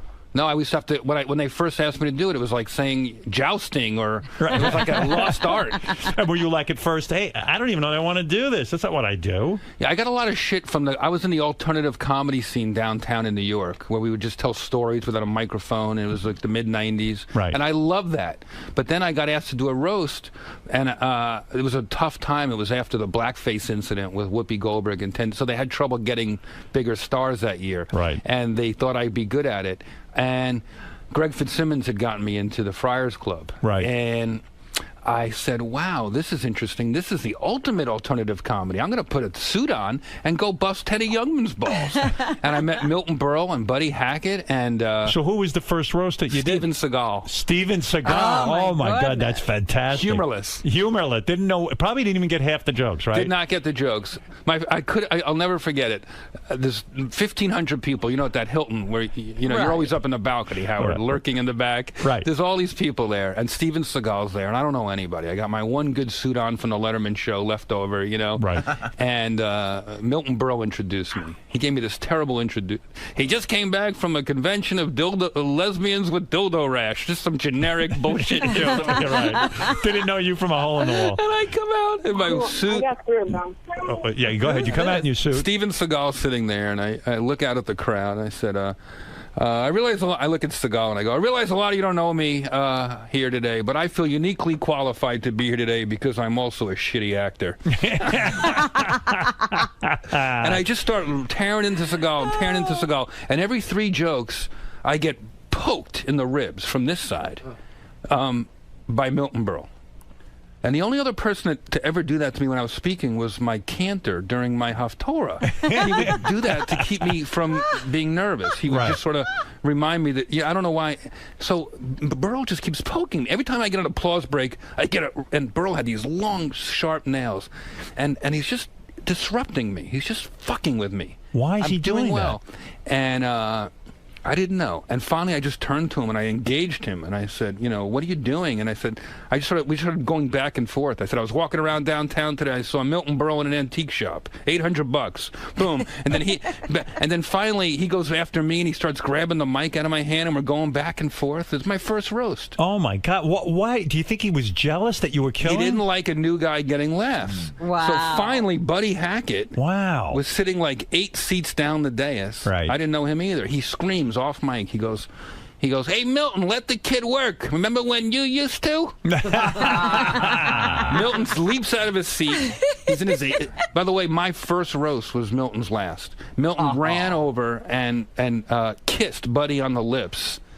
And I said, look at them. Give them a round of applause. Between the two of them, they have over 150 years of homosexual experience. And I have a picture of this in my house. Milton ran back over and planted one right on my lips. Wow. And that was it. So were you angry? I'm not understanding. Were you angry with Milton Berle for interrupting you and fucking with you? Or do you consider that like a huge honor? I consider it a coming-of-age moment, a graduation into the majors. I still am fascinated why he would poke you. I think he was tantruming like a child. You were getting all the attention, and he couldn't deal with it. He had been hogging the stage the whole day. It was nobody really funny except him, and he couldn't deal with it. So in a sense, it's a compliment that he couldn't deal with you. The great Milton Berle could not deal with you. Right, you stole his stage. And I still was respectful afterwards.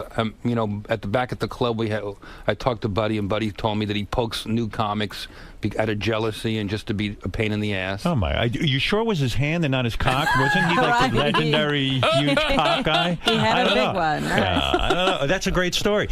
All right, listen. Jeff Ross. He came in here and he entertained you. Now, quid pro quo. You have to watch all of his specials. Lots going on. Everything coming up roses for Jeff Ross. Howard, one closing roast joke about Please, you. Go ahead, yes. One to close I can't even imagine what you could say because I'm He's leaving through a bunch of notes. There's nothing funny about me. Go ahead.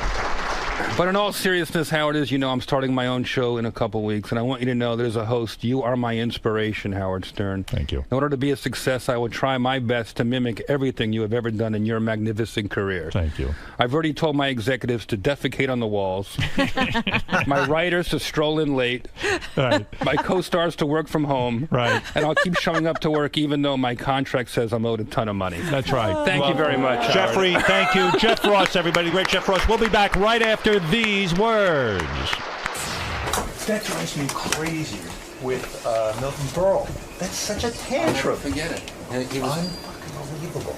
He eventually stopped doing the roast. That was his last one, but we became pals after that. He did. You know, I worked with him a bunch of times. I did interviews, and he agreed graciously. I had a talk show on E! Before I had like my regular radio show. It was an interview show. So Milton Berle is insisting I come back and see him before an interview. And I said to them at E! I said, look, I don't do that. Like, I think it's much better to sort of like get on there and spontaneous. If he has something he wants to talk to me about, well, let's do it on the air, whatever it is. Because he might have said to me, don't bring up my big cock, don't do that, you know, and I would have been like, fuck, you know, because like, whatever, you know, these are the things I wanted to bring up. So I'm resisting. He says, look, I'm not coming out till you come and see me. So, you know, it's like we're pissing contest. I go back to see him. And he was the one who started in with me. He says, listen, I'm going to go out there and say this, then you're going to say this. And you say, Uncle Milton, you were on Beverly Hills 90210. How is it that they're not giving you an Emmy? Then I'll say, no, don't bring it up. Then you'll say, you should get an Emmy, Uncle Milty. And then I'll say, no, I'm embarrassed for you to bring it up. Then what you say is you give out the phone number for the Emmys, and then you tell your fans. And I was just like, oh my God, here's a guy who's had a huge career. He still fucking cared. He was 80 fucking years old. And he still cared about getting this goddamn Emmy. Wow. You know, it was crazy. He loved the attention. He loved it. He couldn't bear that you were doing well. He couldn't bear to be irrelevant. Right. The last time I ever saw him, he was in a wheelchair. We were honoring Sid Caesar for like his 80th birthday. And I knew he wanted to be acknowledged. And I said, Milton Berle is here, and he brought a wheelchair for his cock. He leaped out, and he was so happy. Yeah, he wanted, that's true. That's why he used to come on our show. Right. He thought it would like sort of, but you know, he was great when he was on our show. Like, we loved having him. He used to. That's cool that he was your guest, though. Yeah. It was a real big deal. What he used to tell Howard all the time was, we would say, but Uncle Milton, we heard all these roasts that you would do, you know, these things. He goes, those were done in private. Working blue in public, that's a whole different thing. Those were meant to never be heard. But Howard's like, but you're cursing up a storm. That was not meant to be heard. Like, he had a whole... He had his whole theory of everything. But he was funny, yeah, you know, he was fun. He gave me shit for making the roast public. He was a pain in the Thank ass. you, sir. Thank Great you. time. Good seeing you. Great job. How you doing? I heard you mention during the interview that a mere plug or indication of something you should do automatically leads to success when it's mentioned on the Howard Stern Show. It's true. It's true. If Howard puts it out there, it happens. It's just a fact. He's like the Walter Winchell of our generation. Now, even though Howard hasn't done stand-up comedy, it seems like every comedian who walks through these doors really respects him. Why is that, in your opinion? Because he's our Johnny Carson. He's the guy that you want to be called over to the couch. He has great taste, and this is the black belt to broadcasting right here. It's sort of a combination of what you do and broadcasting, I guess. It's new, and Howard's managed to stay relevant and on top of the world. It's pretty amazing for a long time. Okay, so Jeff, another good appearance. Thanks. Thank you for coming down, man. Great to be here.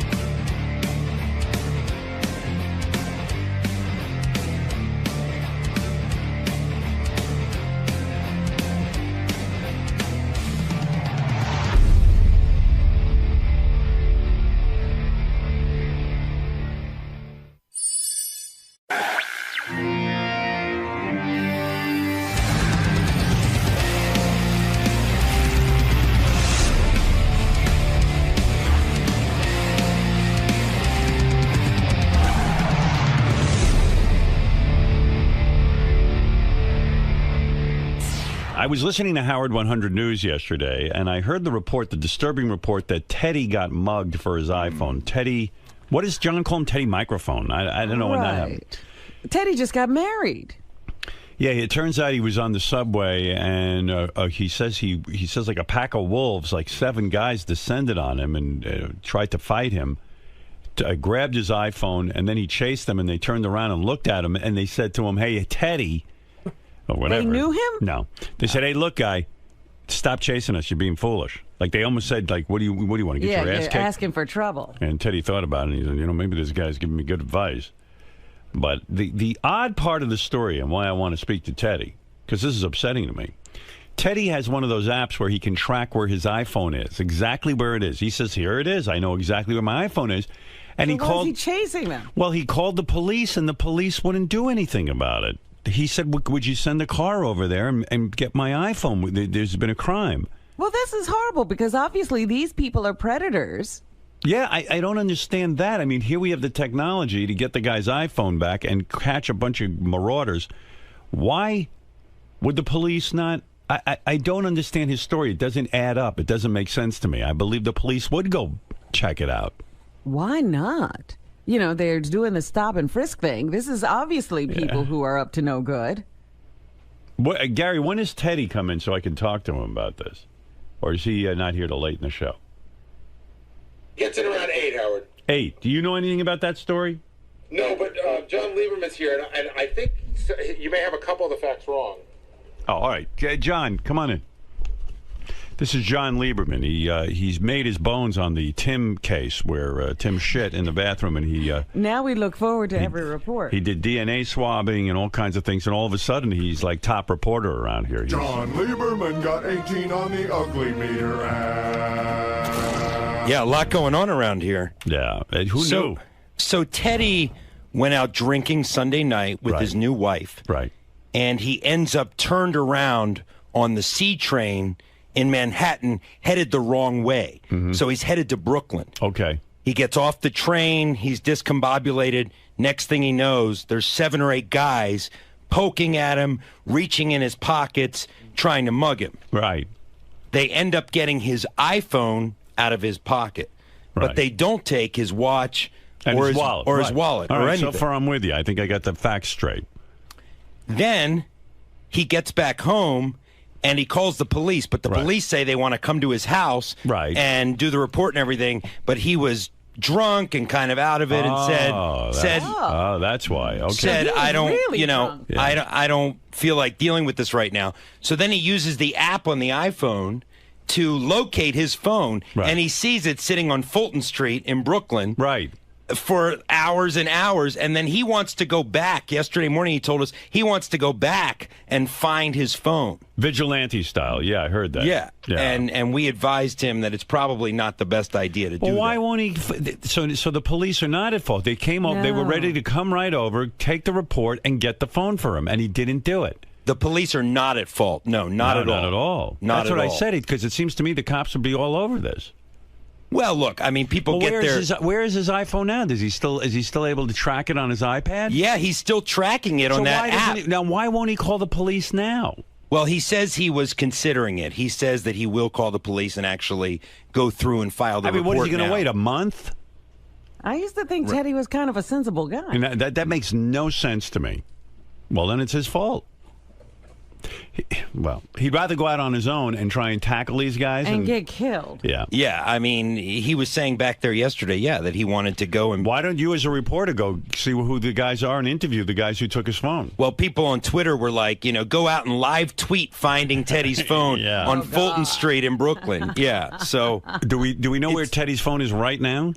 We know exactly where it is. Yeah, we know exactly. We know approximately the block it's on in Fulton Street. It's sitting in some guy's apartment blinking. Hey, while I got you here, yes, I mean that story makes no sense to me. I don't understand it. I don't understand why he's not calling the police. But can you imagine being that drunk? No, I mean you can't even call the police. You can't get involved. How drunk are people getting also? What is he that? did. The interesting thing is he did call the police, but once he found out it wasn't going to be a snap your finger process, I mean, they had to come out, write a report and everything like that, and he just said, you know what, I'm going to bed, I'll deal with it in the morning. And then in the morning... He didn't deal with it. He still hasn't dealt with it. That's just odd to me. That's a fascinating man. I would like to interview him about that. Well, I would also... I mean, was his wife with him? Yes, his new wife was with him, and I believe that Sarah, Tim's assistant, was there as well. Right. Because they're all very friendly. Right. And it was, it was a party. It was a Sunday party. I understand they went to brunch and they were drinking all day. And sometimes, when you go the wrong way on the C train, you can get into trouble. You're so drunk you don't know how to get home. Right. He probably was out of it. So, and not one of them knew they were going the wrong way on the C train. Well, it was just the two of them. It was just Teddy and his wife. At that point. And, when these packs of gangs, these groups, I mean, they can smell blood. I mean, they could see that Teddy was drunk. No, they can smell booze. And they can smell booze, exactly. So they pounced on their prey. They found, that he was weak, and they got his iPhone. Yep. Luckily, he wasn't hurt. He had a little bruise on his head. But well, I still say you should call the police. He could easily get his phone back. Yeah. And the imbeciles who took the phone. Well, the longer he waits, the more ridiculous it is. Something's up with that story. I don't know. I don't get it. Maybe it wasn't a pack of guys. Maybe it was one dude. And one little dude, and Teddy's afraid to say that he couldn't defend himself. Why wouldn't you call the police for your phone? It's a $700 phone. Teddy says he actually ran after the guys after they took his phone. Yeah. He ran after them, and one of the guys said, dude, just go home. Right. Almost like, right. Don't, well, what are you doing? Advice. Yeah, you're going to get your ass kicked. Yeah, the thugs were giving Teddy advice in his inebriated state. They felt state. bad for him. Yeah, yeah. I think they felt so bad for him, that's why they didn't take his wallet or his watch. Well, that doesn't make sense to me either. The wallet and the watch. But, all right, I want to hear from him. But you bring him to me at some point. We'll give him a grilling. And I believe you covering the story when he goes to the police and being part of the chase down with the police, you would be terrific go on the that ride. beat. Oh, yeah, we'll be there. You'll be on the ride. We'll be there for all of it. All right, real good. Okay, keep me posted. Oh, while I got you here, let me ask you another thing. Sure. Did you do the toe fungus Gary report? I did not. That was a Lisa G. That's her beat. Lisa Gary's G. toe fungus. Gary's toes or Lisa's beat? Yeah, I got to tell you, because I was so curious when I heard that story, because Gary was at my house over the weekend. And, of course, he goes to my pool. And I noticed his toes looked absolutely horrible. He's got his fungus back? He had laser treatment. I thought he had gotten rid of it, and it was like one of the toenails was like almost sticking up like in a weird way and looked rotting. Ew. But on the report it said that he put on some sort of cover-up thing that makes his toes look normal, but they look nothing like normal. What is he putting on his toes? There's some sort of medicine, and the medicine is administered by a thing you put over the nail, and when you put it on the nail, it makes your toe look normal. Why doesn't he get rid of this fungus? When you were at my house, was that before you put this new cover-up on your nail? That is true. There's before. Oh, man. But I never saw anything nastier or gnarlier than that toe. I think it's funny because they probably were... I've been at your house 3-4 summers in a row. This is the healthiest I've ever been. It's only the one toe. One toe, and but oh my God, Gary, that toe has some fucking look. I mean, it is. You cannot. What does it look like? It looks like, to me, I looked quickly because I didn't want to bum out. And we were having a good time, and I didn't want to concentrate. But the whole time Gary's in my pool, I'm like, I hope that shit doesn't spread to me. It doesn't. Mary and I had a long discussion. Mary's like, you've had this for like 7 years now, right? And she's like, we use the same shower and everything, and you don't. I don't think. I mean, it can spread that way, but I think I got it from I don't know, like sweat in the socks or running. That's what the podiatrist said. No, it's unbearable to look at. And Gary's toe, it's the big toe. I don't know which foot it's on. Both. The big. So it's the one toe on each foot? That's right. I looked at one and I went, oh, I looked away. And then, because I was talking to Gary, we had a good time. Right, Gary? And the big toe, and then it looks almost like the nail is lifting off the foot and it's sticking almost straight up in the air. It's weird. Yeah, I think you must have glanced and seen that, but that's not what it looks like. What does it look like? It's just discolored. You want to show? No, but doesn't it stick? It's it's not super thick. No, it's not any longer. I keep them trimmed. It's not any longer. It's not sticking up. It's just discolored. Not bubbly. Should we see it? Now you would know, because now it's been. I have this weird process where it's cosmetically covered up. It's cosmetically covered up, but the cosmetic stuff that they use also has medicine in it that's treating it. Oh. I mean, could you imagine what this is? They've been treating this thing for years. It can't be killed. I've had friends who have had this I've had friends who have had it for 10, 15 years. It won't stop. I've had the laser treatment 3 times, which got rid of everything but the one toe. But the one toe. Why is this toe so? I don't know, Robin. You're a nurse. Tell me. It's a mess. You never saw anything like it. And you're saying it looks normal now with this thing on it? It looks more normal. In other words, if you stared at it, you could tell that there's something going on. But if you glanced at it, I guarantee you, Gary's nail is thicker than a normal nail. It's bubbly, like almost like it's. Well, you can't tell now it's covered. But you think the cover is good? I bet you the cover's bad. Remember, he thought his teeth looked good? His teeth used to be good, Right. and they were terrible. I mean, my God. It's not bubbly. It's just discolored. It's yellow. I think it's more than discolored. I think it looks. Rotting. I will tell you that they were in the best shape they've ever been in. I hear that, but the one. But I'm saying you've seen them 3 years in a row and you didn't seem to notice. I understand. I noticed. Don't worry. Notice like this. But this one, this looked This looked scared like you. This looked like from Mars. This isn't even the worst. This isn't even the worst case I've ever seen. Like mine are mild compared to others. First of all, the bottom of each of the toe is healthy. It's just the top part. It's like half the nail. By the way, why can I have a discussion with you about this, but Ronnie can't have a discussion about anything? I don't know. I just find Ronnie, he's such a good guy, but he's something in the way he grew up or something. He's immediately combative. I think he must have been picked on or something. And You know what I was thinking yesterday, too, that he doesn't understand the term defensive, because every time you say, Ronnie, why are you being so defensive? He goes, I'm not defensive. I said good morning to him out there, and he grunted. Right. He grunted like a Neanderthal or something. Yeah. I mean, he's very upset. You can't even say good morning to the guy anymore. No, he's he was. I got to tell you, yesterday we spoke to him on a wrap-up show. Yeah. John and I got off the wrap-up show. It was the first time where we just, John and I, we sort of recap. Right. And we were like, I think we felt sorry for him. He seemed very defeated. He's a confused guy. And he seemed very upset, and he seemed really shaken in a sad kind of way. Really? He thinks everyone's out to get him, but he's paranoid.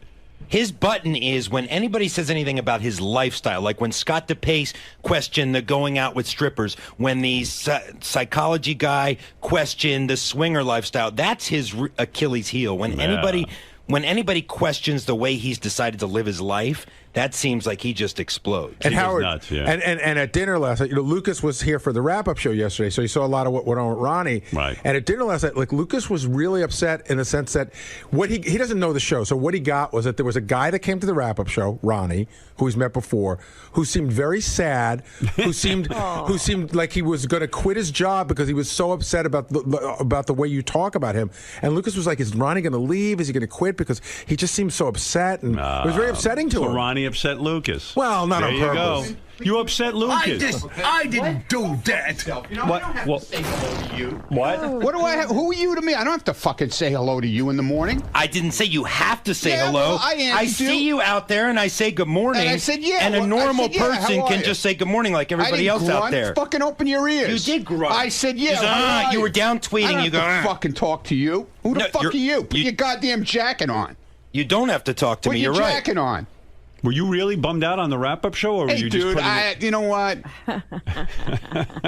Give me a fucking break with you and being What am all I over my doing? case, you know? First of all, let me bringing explain these something. fucking douchebags in here to fucking rip my asshole apart. Do you think, You know first what? of all- I don't really care anymore. You do what you want. But can I say something, though, in my defense? Be my guest. Okay. Gary said to me with the Ugly app, there's a guy who developed an Ugly app. please. But Here I'm we gonna go with take that you now. No, but I'm going to take you through the history because I don't believe the extent of your paranoia. You're I so, spoke. Look, you got I a spoke, problem. I spoke you to got real. a problem. I spoke to real police yesterday. Real guys that heard this bullshit. Yeah. This guy, they hear guys like this every day of the week in the police academy, and they know nothing. Okay, They're all right. fucking book smart. That's all they are. They never spent a day on the fucking street. They don't know about security working with people. Okay. Fuck him. Okay. Okay? Fair enough. And fuck Wolfie, too, because half of that shit that was in that thing was written by him. He knows all. They all Gary, know did about Wolfie the show. write any of okay? that you know of? I'm telling you, Wolfie sent me an email this morning. And Fuck Wolfie. I don't want to hear about Wolfie. But hold on, Ronnie, he said to me, Fuck him. He said if he's a smirking face piece of shit. Okay? Fuck him. Can Gary get out a sentence? No. Oh. Wolfie just said, I fuck Wolfie. No, go ahead. What did Wolfie say? I'm curious. He said, I swear to you, Oh, yeah. I met this Everybody guy, swears. and he did a profile. He goes, I would, in no Profile. way, shape, or form did I write what this guy, the profiler, had to say. Look, and he also I don't said, believe- Club I don't foot, bel- him I and his don't- club foot shoes and shit. He what about a club him foot? is with his I have no idea what he's fucking talking club foot Club shoes he foot. wears. What are you talking about? That fucking guy was in here. He's a fucking douchebag. But I mean, The listen. profiler? Is that who you're talking Yeah, that's about? what I'm talking about. The profiler.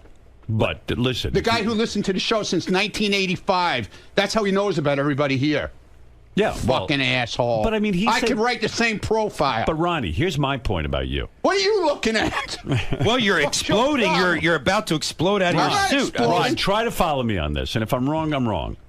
But the guy said really weird things about me too. But I listened and I didn't Good. explode I'm because happy for you, man. I mean it's true. I wear condoms, and he's saying that I have an intimacy issue with my wife. That's pretty insulting. But you've talked about that on the air. And so have you. That's what I mean. This You've what is talked this about guy- what is- security a so million how does- times. So how does this? No, I don't. No, I don't. But I everyone don't knows you're the brag security about guy. what my fucking credentials are or anything else. You don't do that kind of shit. But you get so angry. You keep your mouth shut. You're the only one who gets angry. I'm going to stand here with my hand on my heart now. What the fuck is that? I don't know. You get so angry though. So say to the guy, "Hey, I don't believe Fuck that." him. I don't have to come in and fucking patronize him. Fuck him. And I heard the wrap-up show. Do you really think that I orchestrated the Ugly app so that you I didn't would say get a anything about the- 0.0? I didn't say anything about the You Ugly said app it on the yesterday. app on the wrap-up show. You said in the wrap-up show that you thought that not that Howard orchestrated, but that it was orchestrated against you. I said that a long time ago.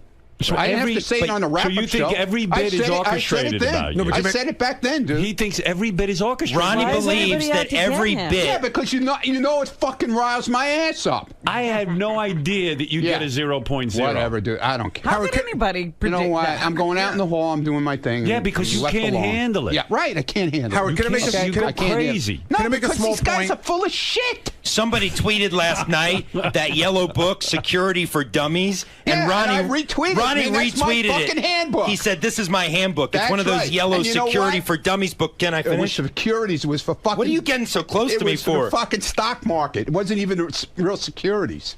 Oh, securities. Yeah, It's securities, exactly, not stupid. security. Read Hey, the Howard, fucking, I was read getting the to cover that, of the but you book started right. to attack Fuck me. you. I didn't attack you. Put your jacket on. What are you doing without a jacket? This was an Don't come impromptu out here visit with- in the don't come in here studio. without a jacket. I wasn't planning on coming God. here. Well, Can I- don't Howard, come can I in just without make a one small jacket, point? you know? Yeah, sure. You look Okay. like a bum.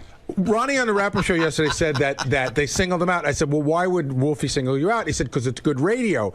And I made the point that they profiled Fred and wouldn't He's afraid of Fred. Wouldn't making fun of Fred might kill be him. good radio as well, but they didn't. Your Right. security training has taught you that, Ronnie. They're afraid of Fred. And then he's got an explanation. Well, I mean, you had a meltdown on the wrap-up show. I had no I idea. didn't have a meltdown. You sounded like Lucas. I didn't have any fucking meltdown. You scared Lucas. No, I didn't scare Lucas. You scare small I children. wasn't even yelling. Something's dude. going on because the past week you've been. Yesterday I Don't asked you worry about about your me. new. I asked you about your new car and you jumped down my throat. Oh, it's not your business. He has some kind of new pace pace car, all painted up. It's not that your my fucking sources business. told me. Your sources told me. And I know who your fucking source is. There's one source here that knows about it. Who? So I know who your source is. Who is the source? I'm not revealing You it. don't, because I have multiple sources on this multiple one. sources. So talk about your painted up pace car. None of your fucking business. What do you mean a pace It's none car? of your fucking business. Ronnie, what is a pace car? You mean like None at of a your track? fucking business, dude. You're talking about a pace car that keeps at the track? You have a That pace starts the car? race? Don't worry about what I have. Wow. I'm not talking What about do you it. know about We this? break news. This is what I'm telling you, What Howard. is it? You don't even know what it is. You fucking come to me yesterday and try and pull it out of me, and I won't tell you shit. Because I'm not going to It's give none up of my your fucking source. I'm not going to business. give up everything Fuck I your know. source. That Fuck you have him. some crazy Fuck your colored, source. painted up. Yeah, crazy. No. Pace car Yeah, I had in your it painted garage. like that, right? You stupid ass motherfucker. Well, then explain what it is. Why are you I'm not explaining anything to you, man. I don't have to. Are you now an owner of a pace car? Don't worry what I am. What do you mean? I'm asking you as I'm a not friend. telling you. I'll tell you off the air. I don't have to tell you anything on the air anymore. Wow. Wow, And then you threatened me yesterday with the block party. Oh, you want to be part of the show? Or you want your block party? Is that Then a you better- threat? Then you better talk. Is that a threat? Yeah. 'Cause No, I never you're said that. basically Did I telling say me that, Gary? If I'm not part of the if I don't... No, I never if I'm not told you. Oh, Again, yes, you're you did. paranoid. Yeah, I'm I said to paranoid. you, if like you tell Lisa G, you want to be part of the show, and then sometimes you don't want to be part of the I'm show. part of the show Either all the you're time. in or Don't you're fucking out. tell me that, But man. you can't talk I've to taken you. more shit around No this one can fucking talk to place. you anymore. Between me and Gary, we took more shit in this place than anybody else. Oh, Gary Gary's takes more not shit. on your side. I don't care if Gary's on my side. I asked Gary about his disgusting toe. I'm making a statement. I asked Gary about his disgusting toe. He doesn't freak out. I'm not freaking out. I don't have to tell You my are fucking freaking personal out. business. You're okay? freaking out. I'm not freaking out. Someone asked you about your car and you're freaking out? Because he's an idiot. What is it? What is it? Why is there? Why the personal why attacks? Why is there a story in that? So you're calling me an Because I idiot? bought a fucking car. Why is So there you're a story calling me in an that? idiot? I asked you about it too. What? I asked you too. What's a pace car? I don't wanna I'm talk. not gonna- So I'm an idiot too. Then I guess you're calling me an idiot. Whatever.